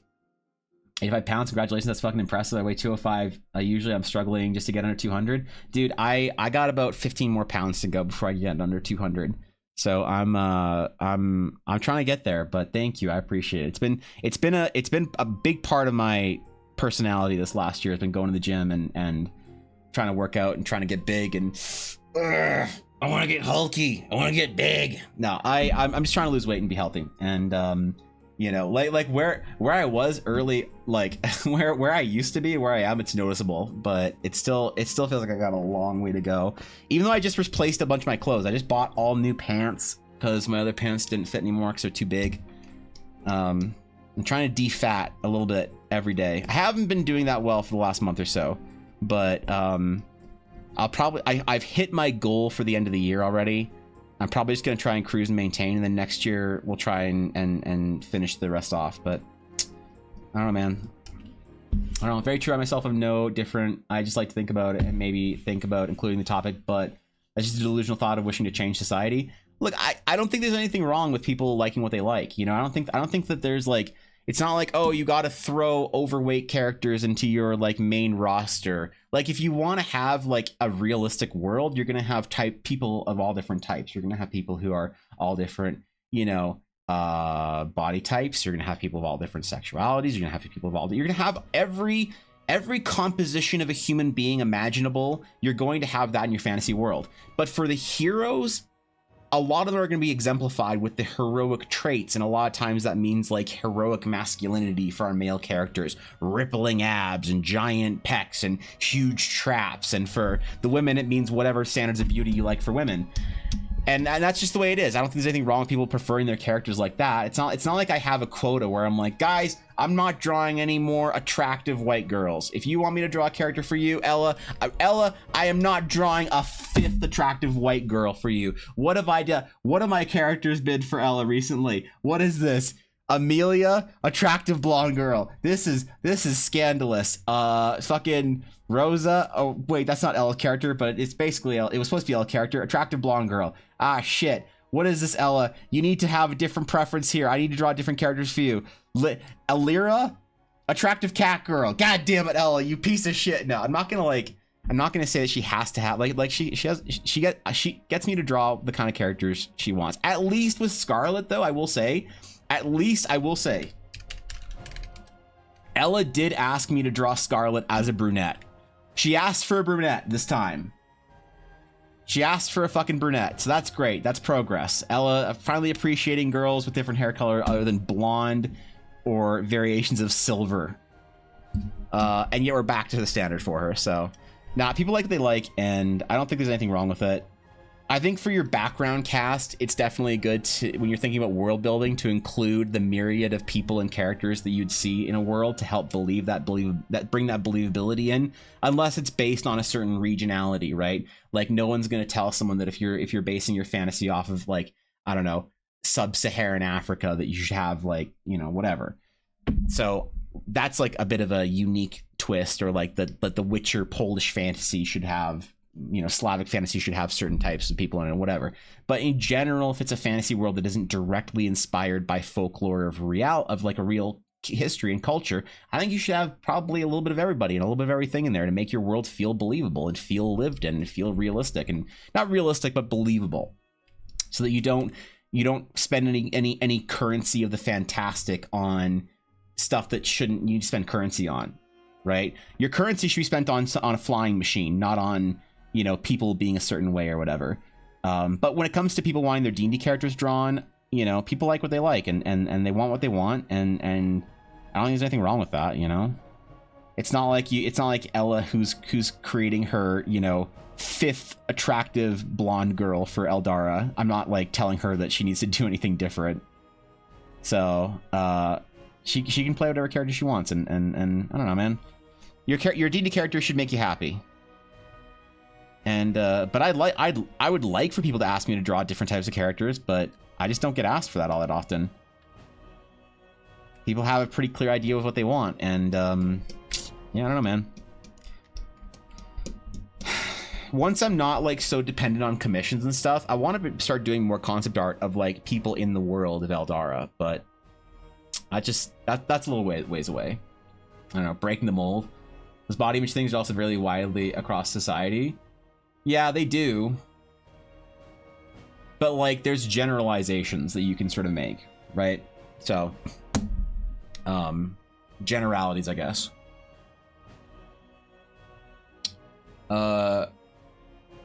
Irony's eating more, but I think it's okay because I've always had the issue of not being hungry, so my body's always in starvation mode. Yeah, I have a hard time with that. Going to the gym a lot. I feel like when I'm going to the gym a lot, like I'm doing like 6 to 8 days a week. You heard me. I feel like I'm always fucking hungry, man. And I'm trying to like get certain macros in while maintaining certain calories and whatever restrictions I choose. It's hard, bro. It's been really hard, but the journey has not been without reward. I do feel better. I feel better about myself as I lose weight. I spent my entire life a fucking lard land whale, and changing that finally in my 30s has been very good for me, and I feel very, very happy about the changes, even if they're not as fast as I want them to be. So I'll get there. I'll get there next year, probably. I don't want to put too much pressure on myself in the winter. Winters are always very difficult to go and work out and be healthy in Canada, because it's not an excuse, but it is just harder when you can't go for a casual walk outside when it's like minus 30 out and you have to put on a fucking parka. You have to get your dog sled out from the, you know, the cold. You have to dig yourself out of your igloo to go for a walk. It makes it harder. It makes my, like, because during the summer I go for a walk every day after stream for about a half hour. In the winter, the only exercise I get is when I go to the gym, which sucks. Especially as the world's become more interconnected. For what? Sorry, I missed. Yeah, I don't know, man. People can like what they like, and I'll draw it. I'm never gonna tell somebody that I won't draw. The only thing that I won't draw for people, like just straight up, is I won't do like anthro shit. There's no like quality or characteristic of a character that I think I wouldn't be able to do. You know. Well, I just realized the majority of my characters are blonde hair too. I mean, that's fine, bro. You like what you like, and no one can talk shit. You have an idea for a character in your head that you want, and you don't worry about it, and you don't let anybody talk shit. Like I said, people like what they like with their D&D characters, and they're allowed to like it. My D&D characters or RPG characters are always versions of me, like people I'd like to be, so tall, lean, etc. There you go. Yeah, I don't play fucking dwarves in World of Warcraft. I don't want to be a short, fat, bald, bearded man. It's like, I know I'm a World of Warcraft player. I'm gonna turn into that eventually. I want to be a giant, ripped Giga Chad. I want to be a big, hairy, sweaty man with a giant two-handed sword. That's what I want on my D&D. You know, and that's what I'm allowed to play. That's my characters. Ella's really tall. I mean, relatively. She's relatively tall IRL, so she never wants to play short characters in D&D. Her idea of playing a short character was when she played a character that was 5'10". Scarlet, she's like, I want her to be a bit short on the short side, so I want her to be 5'10". I'm like, okay, got it. She'll be on the shorter side, 5'10". Got it. Where for Charlotte, she's back up to be like, yeah, 6'3". 6'3's probably good. I'm like, okay, cool. Protein diet is sick. I'm stuffed all day. I need to eat more to keep the muscle. Dude, I'm so hungry all the time, and all I eat is protein. Dude, I eat like 150 to 200 grams of protein a day sometimes when I'm on like heavy gym days, and I'm still fucking hungry. My body is just screaming for carbs and sugar, and I don't give it any. I give it nothing. I stare in the mirror and I call myself fat. And then I don't eat, and then I'm better. Now, do whatever you need to for your own. Everybody's got their own like different way of losing or controlling or getting healthy or whatever they need to do with their weight. And you gotta find what works for you, man. That's why I play Dwarf on Classic. Yeah, because IRL you're a 7-foot Giga Chad. I'd just be somebody who loves themselves. Yeah, that'd be easy. Elle is a tall, strong lady. Me over here at 5'3". 5'3" is like, damn, bro. What you do at 5'3"? How do you open things? I don't mind that Elle is taller than me. I don't mind that she's an inch taller than me. Dude, I think she's hot for it. I would imagine dating a short chick. Holy shit. Imagine. No, Elle, I've always thought Ella's height was one of her most beautiful features. But that's the way you look at your wife, man. You always look at your wife like she's perfect, because she is. That's what being married is. That's how it works, boys. It's okay, Fishy. One day you might be a tall lady. You just got to eat more green beans or something. Yeah. Fishy, do you want to go to Thailand with me and get like height surgery? You know, where they snap your fucking shins in half and insert like a metal peg and you grow an extra 3 inches. You want to go to Thailand with me and get height surgery? You're good? What do you mean you're good? I'm gonna have to go alone? Fuck. All right, fine. Fine, whatever.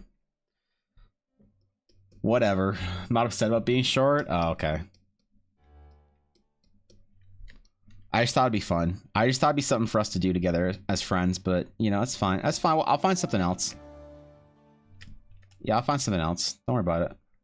You can play Jackbox or some shit. I'll go through Evan, then I can tower people even more. Yeah, true. Means I can be cabedoned easy. What the fuck is that? What does that even mean? You aren't even short. Stop it. I'm shorter than Ella, so. Didn't you hear the what it, isn't the modern standard for men supposed to be 6'3"? 500k a year? Drives a Bugatti? Fuck. What am I doing over here at 5'11", bro? I'm short as fuck. They got that for people. I have a friend who's asking. Oh yeah, man, you can get height surgery or whatever. You can get like men's height surgery before and after. Bros grow like a couple inches.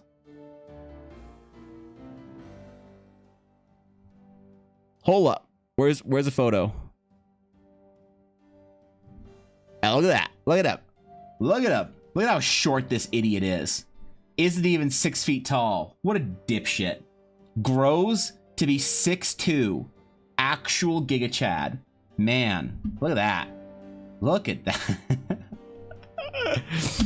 Hey, you can do whatever, man. People do crazy shit. You can do crazy shit.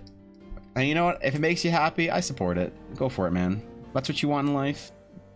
Don't let anybody tell you anything otherwise. The arm thing? I still don't know what you're talking about, Fishy. I'm so confused. Yeah, what? Now I think of it, I might try Goblin Artillerist instead. Artillerist is a great class.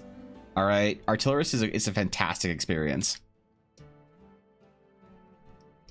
I do support it. If that's your choice, I think it's a good choice. Okay, I need to do the pattern here. Do we have a Charlotte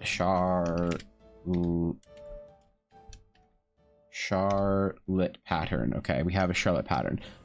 Oh, I didn't like this though, did I? No, it was too yeah, okay, I remember. We need to make a new pattern. 15 by 15, Jesus, calm down. Let's try 2 by 2. Holy. Need spinal surgery? 1 out of 10, don't recommend. Yeah, shit. Yeah, that sounds like a lot, Thorkin. I don't know, man. Spinal surgery sounds like a lot. Sounds like a whole weekend, if you ask me. Okay, what did this shit look like? So it was like little flower petals. Okay, that's what we got. So we'll make a little flower petal type thing.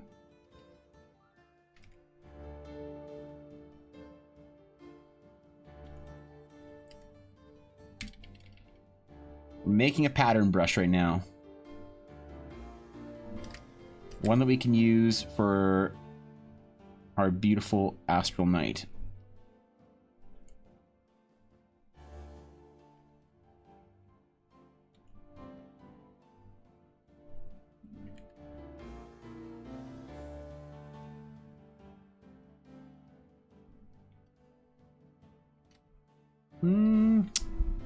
Not sharp enough, I don't think, right? Oops. Okay, close this fucking map. I keep accidentally clicking on it. No, it's not sharp enough.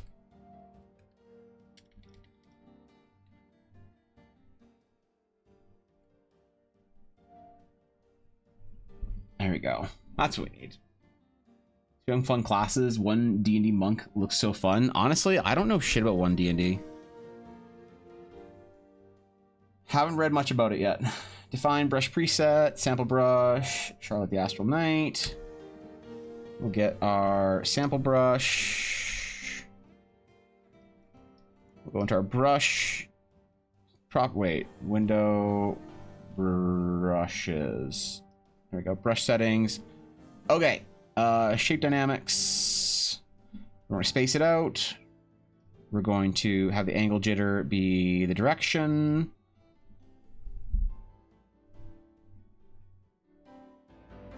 Together slightly.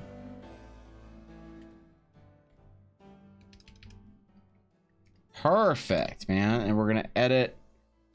Oops. Edit, define brush or new brush preset. We're gonna call it Char. Is that how you spell Charlotte?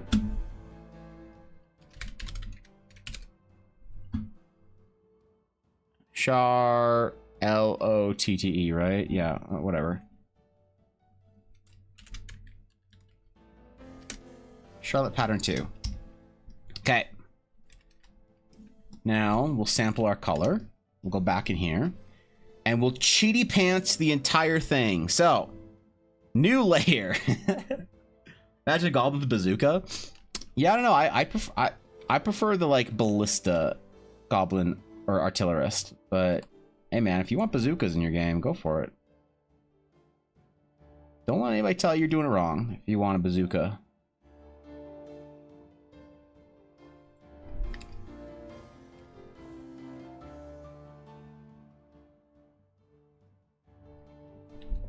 Ooh, you don't want that as an eraser.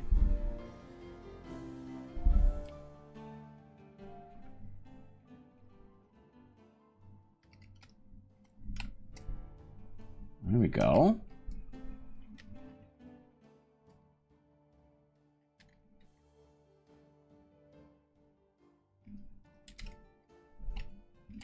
Okay, and we kill it on where it doesn't belong.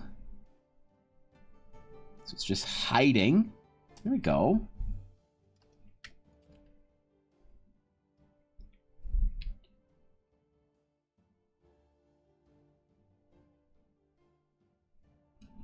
Okay.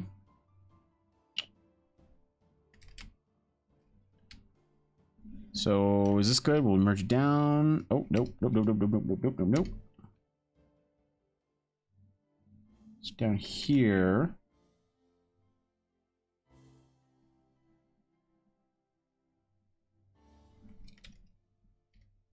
We gotta make the pattern fit. Not fits. Okay. Now we do it on this other side. It's gonna be a little complicated though. Oh, whoops.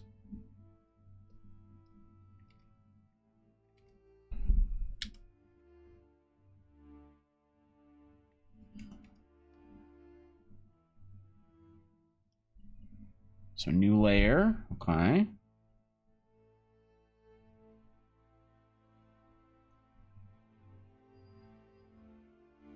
Try and trace our line here almost exactly. Because part of it's going to be hidden, right?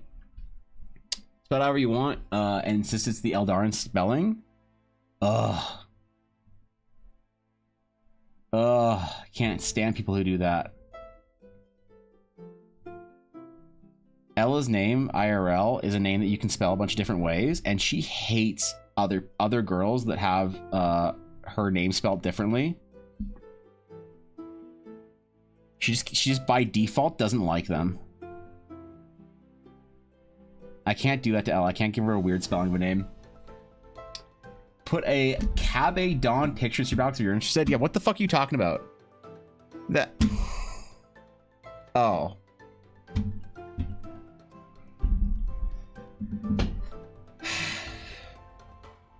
Oh. Okay. All right. All right. Is this what chat wants me to do? Is that what you guys want me to do? Is to greet you every day with my arm against the locker? You know? Also this one, stop. Your powers have grown too great, Fishy. Your powers have grown too great. This is not okay. All right? This is too much. It's too far. Okay, this is some fucking shoujo shit, and this is some Konosuba looking shit. So, get out of here with that. How would I have to roll successfully to rocket jump? I mean, pretty high, I imagine. Island is a scourge in the world when it comes to names. Oh yeah. I have so Ed, I have a character that I drew for one of my mods. And she's like, this is a long time ago, but I drew this character for her, and I said, okay, what do you want to name her? And she said Aoife, and I said, oh, okay, cool, Aoife, sure. So I wrote it down. I was like, all right, got it. You want me to name her Aoife? I can name her Aoife. That's weird. Aoife. Cool. Like Tiff. She's like, no, with an A. Oh, Aoife. Oh. A-E. Got it. She's like, no. Like the proper spelling. I was like, what's the proper spelling of Aoife? She's like, ugh, the Irish way. A-I-F-E. I was like, that's not Aoife, that's Ife. You know, you can't gaslight me on this. It's not Aoife, that's Ife. She's like, no, it's Aoife. So there's her character Aoife with a fucking Gaelic, whatever, Irish, whatever spelling fucking name. It upsets me. Yeah, I agree. Irish need to learn how to speak their own language, man. Come on, bro. Let me like my shoujo dream. Okay, sorry. Fine, Fishy. I'm sorry for upsetting you. I'm sorry for implying that you shouldn't.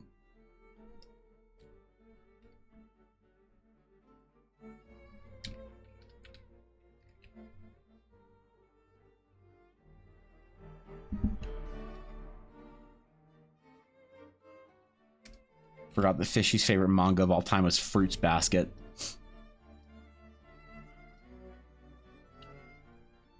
Alright, now we need to hatch around it because it seems too dark on its own. Whew, this leg armor is going to be fun to draw. I already feel it.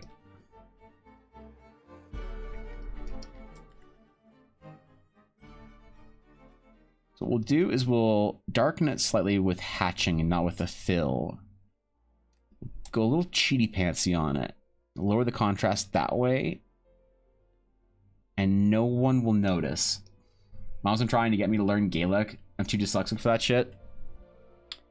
That's fair. Yeah, that's fair, bro. Original Furuba was quite, or Fruits Basket was quite a good when I was into anime. I mean, it was okay, but like, not my jam. The only shoujo that I enjoy was Oron. Spice and Wolf is god tier. Okay, this wasn't rate the Blaze's anime list hour. Are they making a new Spice and Wolf? If I was to go to any anime and live in any anime world with a friend, I would take Fishy into Spice and Wolf, and I would be her merchant vendor, and she'd be my wolf god mastermind that would make me a lot of money.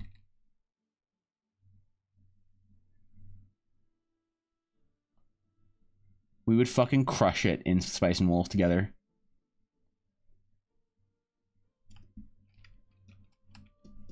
I'd play the Goblin Greed music, and we would get fucking rich. Economics, the anime is god tier. Yeah, Fishy knows.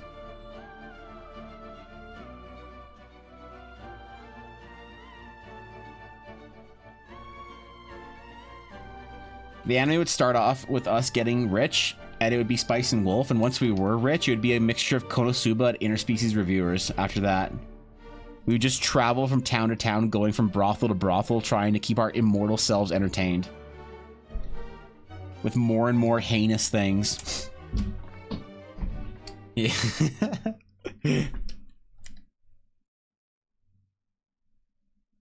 It's true. What do you do when you're the most powerful being in the universe, but you're also bored? Sorry, the most powerful being in the anime universe, the greatest hero, or whatever. When is that anime even coming out? Spice and Wolf 2, or whatever it is. Because there was a second season. This is like a reboot, isn't it? 10 out of 10 would recommend that everyone watch Spice and Wolf. I haven't watched it in years, bro. Like, that anime came out, like, what, 10, 15 years ago? To be fair, I don't watch anime much anymore at all. I don't watch anything anymore at all. I feel like my time is just so weird that I just can't stand spending it on watching things. And I hate that. I want to get back into watching shit. Oh, yeah, that's good. That's what I wanted. This is indeed what I requested.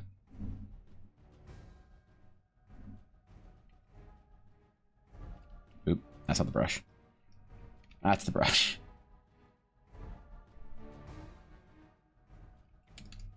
It's too big.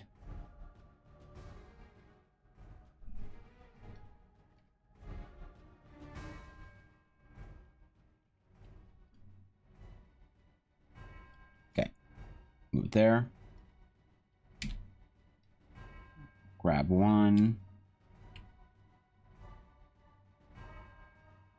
Put it there. Drag it over. Move it. These are all a bit too big. That's fine. Since we're on fabric, we've got to manipulate it a little bit. We've got to play cheaty pants.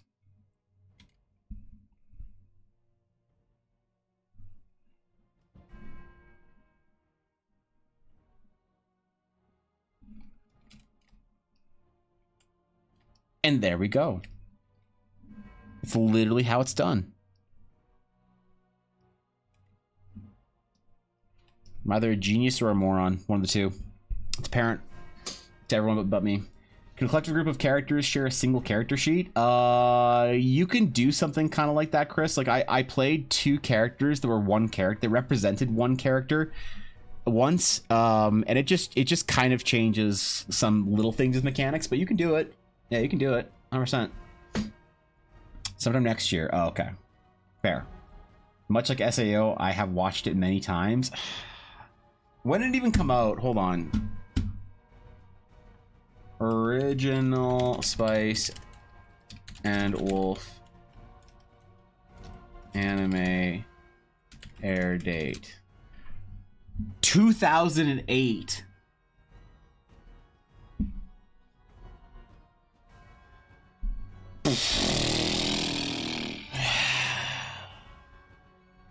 Boys, I think it's time. I think it's time I retire.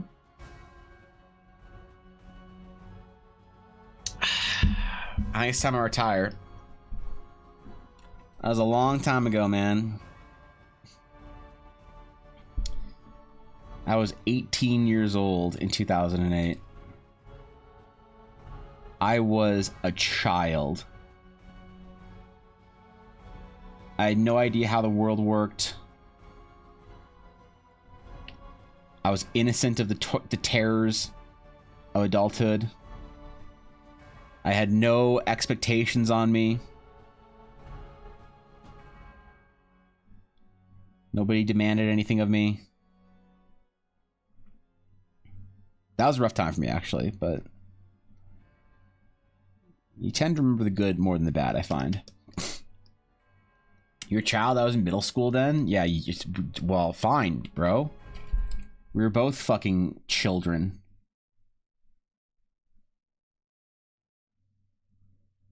Holy shit, man. 18 years old should not be old enough to vote, to fight, to drink, or to decide your future. You don't know shit when you're 18 years old, man. It's like you graduate high school, they should say you get to take 2 years, man. You can't go to school until you're 20. Yeah, you want to go to college, you want to go to university, you want to pay somebody $100,000 worth of debt? Yeah, why don't you take 2 years and go do some dumbass shit? Here's fucking $3,000. Go travel. Go work at a Best Buy and play some video games or some shit. Vote my ass. Where I live, you can drink, you can vote, you can fight in the military, you can do anything you want at 18 years old. Except for get a good rate on a car. Rental, that is. I don't know, man. I don't think 18-year-olds know what fucking shoe goes on which foot. You're supposed to decide what you're gonna do for the rest of your life. Thank God I was an artist. Thank God I knew what I was gonna do from the time I was like, I don't know, a small Papago in World of Warcraft. You're always 3 years older than me? There you go. My buddy and I played a set of twins once. Die and Ablo. Oh, you're so edgy, it hurts. Oh, God, why can't you be normal? Oh, fuck. The twins I played were, for the character, just so you know, Steel, for transparency, were named Karu and Hikaru. And if you know, you know, and if you don't know, don't worry about it. Anyway, Diablo Twins, mine, my mastermind rogue, my buddy played a School of Swords bard. Well, that's interesting. A lot of great confusion, shenanigans. I dig it. You can join the military before you can smoke. That's funny. Oh wait, is it 21 for smoking there? Is it smoking and drinking at 21? Karu and Hikaru, best twins. Yeah, I played Karu and Hikaru, and the two of them were a bard, and one was the pitcher. And I played them like their characters. It is now? Damn, bro. Can't get a beer until you're 21? I remember the first time I went out for a legal beer. And it's like, I never like drank or whatever when I was a teenager. But like, I tried, you know, your dad gives you a sip of it. He's like, hey, you want to try this shit? I'm like, yeah, sure. Like, so it's not like it was the first time I ever drank a beer. But the first full beer I ever drank, the first like full pint, was I went out with my mom on my 18th birthday, and I was like, I don't get this. I want a Dr. Pepper. But as you grow up, your taste buds change. As you stop shoveling fucking sugar into your gullet constantly, you start to appreciate other things more. And I learned to like it. I'm not a giant fan, but that was when I was 18. Imagine waiting until you're 21 years old to drink. Probably a better idea than whatever we have here. I wonder what society would be different. Oh, maybe it's not. Maybe it's like ah, kids are gonna fucking drink anyway. Just ask them to wait until they're 18. They can do that. Make sure they're in college instead of high school at the very least. Because who the fuck is going to college and waiting to have beers with the boys? Where I live, we elected a TV star for president twice. Yeah, that's fine. So did we. It happens now. Our stuff went a lot like, come on, Dia, hurry up. Look, woman, I'm breaking the law as fast as I can. Damn. Diablo sounds like they got into some trouble, some heat, man. First drink I ever tried was Jägermeister's awful. That's terrible. I still don't like Jägermeister. I can't even cocktail Jägermeister in anything redeemable. I bought some to try mixing with. Because when I was in my mid-20s, I got really into learning how to make like fancy cocktails and drinking expensive whiskey. I realized that was too expensive to do, so I learned how to like normal whiskey. But during that time, I bought just like everything. Like I'd go to the liquor store every weekend and buy something new to try mixing with. And I bought Jaeger once, tried it in 3 drinks, and threw it away. Literally tossed it. Went to college near Canada. Drinking age was lower, so that's where we went. You just went across the border to really? You gotta cross the border to go have some drinks? I mean, it makes sense, man. My dad gave it to me straight as like a little bit in a cup, and I was like, "This is alcohol." Yeah, no, no, man. You gotta, like, you gotta. If you're trying to wean a kid into alcohol when they're used to drinking soda, give them like Midori or some shit. But honestly, I don't think there's much value in drinking. I'm not a guy who drinks. I don't smoke. I've never been high. I've never even fucking smoked pot. I've never been drunk. I think it's probably better off. Like people do what they're gonna do, and hey man, you know, you unwind however you want to unwind, and I support your right to do that. But I think it'd probably be better. Like it's probably not a bad thing if you have a kid like really not liking the taste of alcohol. I think that's probably fine. It's honestly maybe for the best. If they're like, I don't like to drink, I don't like the taste, it's like, yeah, okay. That's probably fine. You'd probably do better in college or university. Bellingham, Washington, Vancouver. Oh, you went to Vancouver for it, okay. Well, no, in Vancouver it's 19. Yeah, in BC it's not 18. In BC they have a different age. It's 19 years old. Like a lot of kids come over from BC to Alberta when they're 18 to like try their first drink because they don't want to wait until they're 19. Weirdly. Irish cream, yeah. Never had to get close to underage drinking in an abusive way. I was in the UK first year of uni and turned 18 in September, so I was good to go. What's their drinking age? What's the general EU drinking age? I know it's not like one rule, but what's the general accepted drinking age in EU? Turned 19, so I just worked out.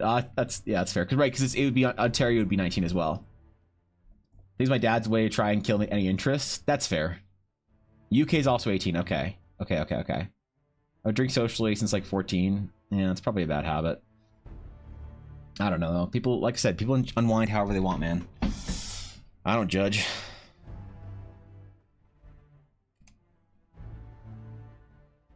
I play video games an unhealthy amount in my life, so who am I to judge what somebody else is doing? Got labeled as a Chad, but my friend said I could make a milkshake out of butter pecan ice cream and huerva, I don't know what that word is, rum and horchata. I don't know what the fuck that is. Oh, yeah, no, never mind. They asked me how much huerva I put in, and I just poured it in until it looked right. You fucking monster.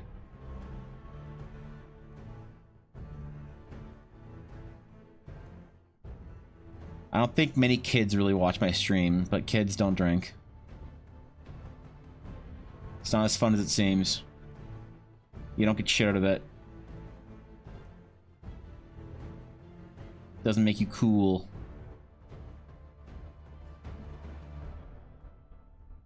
You'll live longer anyway.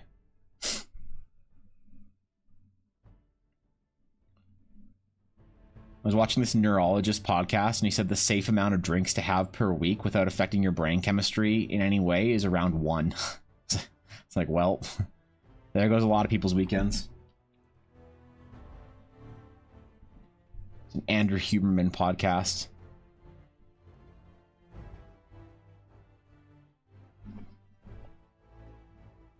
Europe is like, yes, just don't get drunk. Oh, really? You're like, drink, I just did it with friends. Yeah, I think that's the way it goes for a lot of people, right? It's just, your social group does it, so you do it. Yeah. Social drinking in Western Europe is so different in flavor than drinking in America. It's way more chill and fun rather than rowdy and angry. That's interesting. I wonder why. Maybe it's because they don't NASCAR there. Maybe if you're in proximity, like within a few like states of a NASCAR race, you just like get a little turned up, you know? Maybe that's the thing, is if you put like a NASCAR like track or circuit in like Germany, and everyone in like from Poland to France is gonna be a little weird, you know, when they drink. Who knows? Even in Canada we get some of that, man, but we got it from the hockey. So wish yummy fruity mixed drinks that aren't alcoholic are more common. I feel like that's what bubble tea is so popular. Fishy, I could make you some really good virgin tiki drinks. I could make you some real good shit that's super yummy, but doesn't have a drop of alcohol in it, with a lot of those traditional ingredients. Well, maybe have a small amount of alcohol in it, but not even like a couple percentages of a shot or whatever. There's just some certain things that have like a 10% alcohol content for some ingredients that you use this like a tablespoon of or something like that. But you know, some tiki drinks. I love tiki drinks, bro. I fucking love tiki drinks. I'm a tiki drink aficionado, a connoisseur. Not anymore because I fucked my stomach up and I've been trying to heal it, but I haven't been able to drink anything in like have a tiki drink in like a couple years, but hopefully one day I'll be back to that. Yeah. See you later, Thorkin. Do you experience the art of EBA cocktails this weekend? Maybe. I don't know. I don't really have a lot of it out, I guess. I could try and make you guys something, I suppose. I put a lot of it away just because like I can't drink anything, so a lot of it's pretty far back in my storage room. My liquor area is kind of under a lot of stuff. Could make you something though. I can make you a couple of cool things. Made orange syrup recently because I wanted to be at the bubble tea shop. Orange tea, and I can't figure out how to make it taste right. Yeah, that's hard, man. Bubble tea has some fucking voodoo in it. Also, Blaze, I don't know how much time we're gonna be at my place for. Cause like I wonder if Dashto has allergy problems, then we won't really be able to be at my place all that much. So we might just be out doing stuff. Fuck. Oh god, I got so much work to do before then. Okay. No panic attacks on stream. Save that for off stream. Okay, I'm good.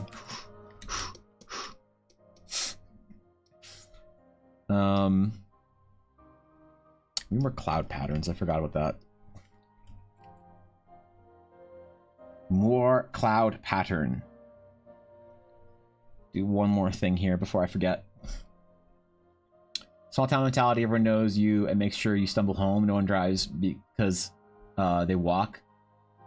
Yeah. City life is different-ish, but public transport is efficient enough. That's a good point, actually. You know, places that I've been that have great public transport don't have as many problems with like drunk driving and stuff. That's a great observation that should be obvious, but I never really made it. So yeah, you're absolutely right. That infrastructure does definitely help public safety.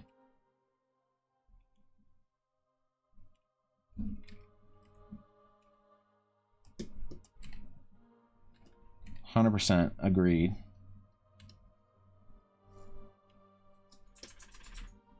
Yuna, when did you get in here? How long have you been in there, Yuna? Yuna, come here. Okay, you gotta go do things. You're probably thirsty. Alright, puppy. She said fuck off. Got this, I believe? Yeah, I'm fucking stressed, man. You don't have so many things to do, you just have the next thing to do? That's right. That's right, yes sir. You're right. It's not so many things, it's just the next thing. The only easy day Atari was yesterday, okay? That's what we gotta do. What would Jocko Willink do? Take the new mission. I gotta get stronger. I gotta be better.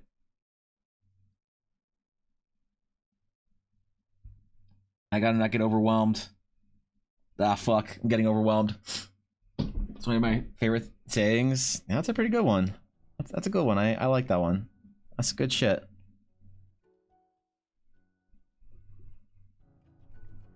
I like the simplicity of it, you know?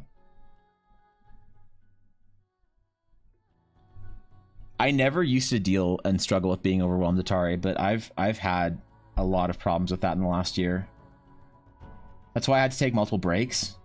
Part of me has considered taking a large break in December, but I don't want to do that. I like just for my own like I know streaming saps my energy and makes it hard for me to work for the rest of the day, but I just don't want to stop and take a break. Like whenever I've taken breaks from streaming, it's just been crushing for me. Not having that like interaction with people over the project we're working on and talking about cool stuff and world building and shit, it just kills me to be away from it. But I have been fairly overwhelmed. I need to adopt more of a mentality like that. All right, I like these colors, man. I mean, shades. Sorry, not colors. Shades. Okay. Yeah, but I like this. I like the direction of this so far. This is turning out to be one of my favorite pieces or designs that I think I've done. We said it all the time, the Marines. Damn right. There's a lot of wisdom in the simplicity of the philosophy that comes from being in you know, any sort of combatant role or super efficient organization role like that, you know. There's a certain like simplicity and elegance to the philosophies that I always appreciate. Making peanut butter and honey sandwich, bro. I'd fucking kill for peanut butter and honey sandwich. I'm probably gonna go downstairs and make ground turkey, lean ground turkey. That's what I'm gonna have for lunch. Then what I'm gonna have for dinner is lean ground turkey. Then tomorrow I'm gonna wake up for breakfast. I'm gonna have 3 eggs, and then for lunch, lean ground turkey. Maybe I'll spice it up and add a salad too. I gotta go hard, man. I don't want the mods to get here and Guapo to call me fat. I don't want Dasher to call me fat. He'll probably call me fat anyway, but that's fair. Anyway, I think that's about where we're gonna leave it today. I think I got a lot of work done, man. We had a productive stream. I had a good day. I don't know if you guys had a good day as well, whatever you were doing, but I was productive so far. So, whew. Now it is time to work for another 4 hours and then World of Warcraft. World of Warcraft tonight. I'm doing it. I don't care what anybody says. I'm gonna play World of Warcraft. I'm gonna have fun and I'm gonna take a break because my doctor told me to. So that's what I'm gonna do tonight. So hey, thanks for chilling today, guys. I hope you enjoyed your stay. I hope whatever you're doing today, you were productive and had a good morning or a good evening if you're in the faraway lands. But I'll be live tomorrow. I'll be live every day this week except for Friday. Friday I will be taking the mods somewhere. I don't know where. So I'll be doing that with them. I might make up for it by doing a stream on like Sunday or something, because I don't like giving up Friday streams. So I might do a makeup Sunday stream or whatever. Maybe on TDC, maybe on EBA. Maybe I'll just say fucking start streaming on EBA on the weekends as well. I don't know. But either way, we might do requests on Thursday then. How would you guys feel about that? Thursday instead of Friday. We might be able to do that, because I kind of I like the request streams at the end of the week. It's a nice way to cap my week, you know, from my work perspective. But I get it. People kind of maybe assume it's always been on Fridays. So I don't know. I don't know what we'll do on Thursday. Maybe it'll be a fun day of just regular shit, or maybe we'll do some cool stuff. Maybe we'll do requests. Either way, that's it for today. Thank you for all the follows and the bits and subs. It is the thing that keeps my stream going, and I appreciate you guys, and I'm honored that you choose to spend any time here.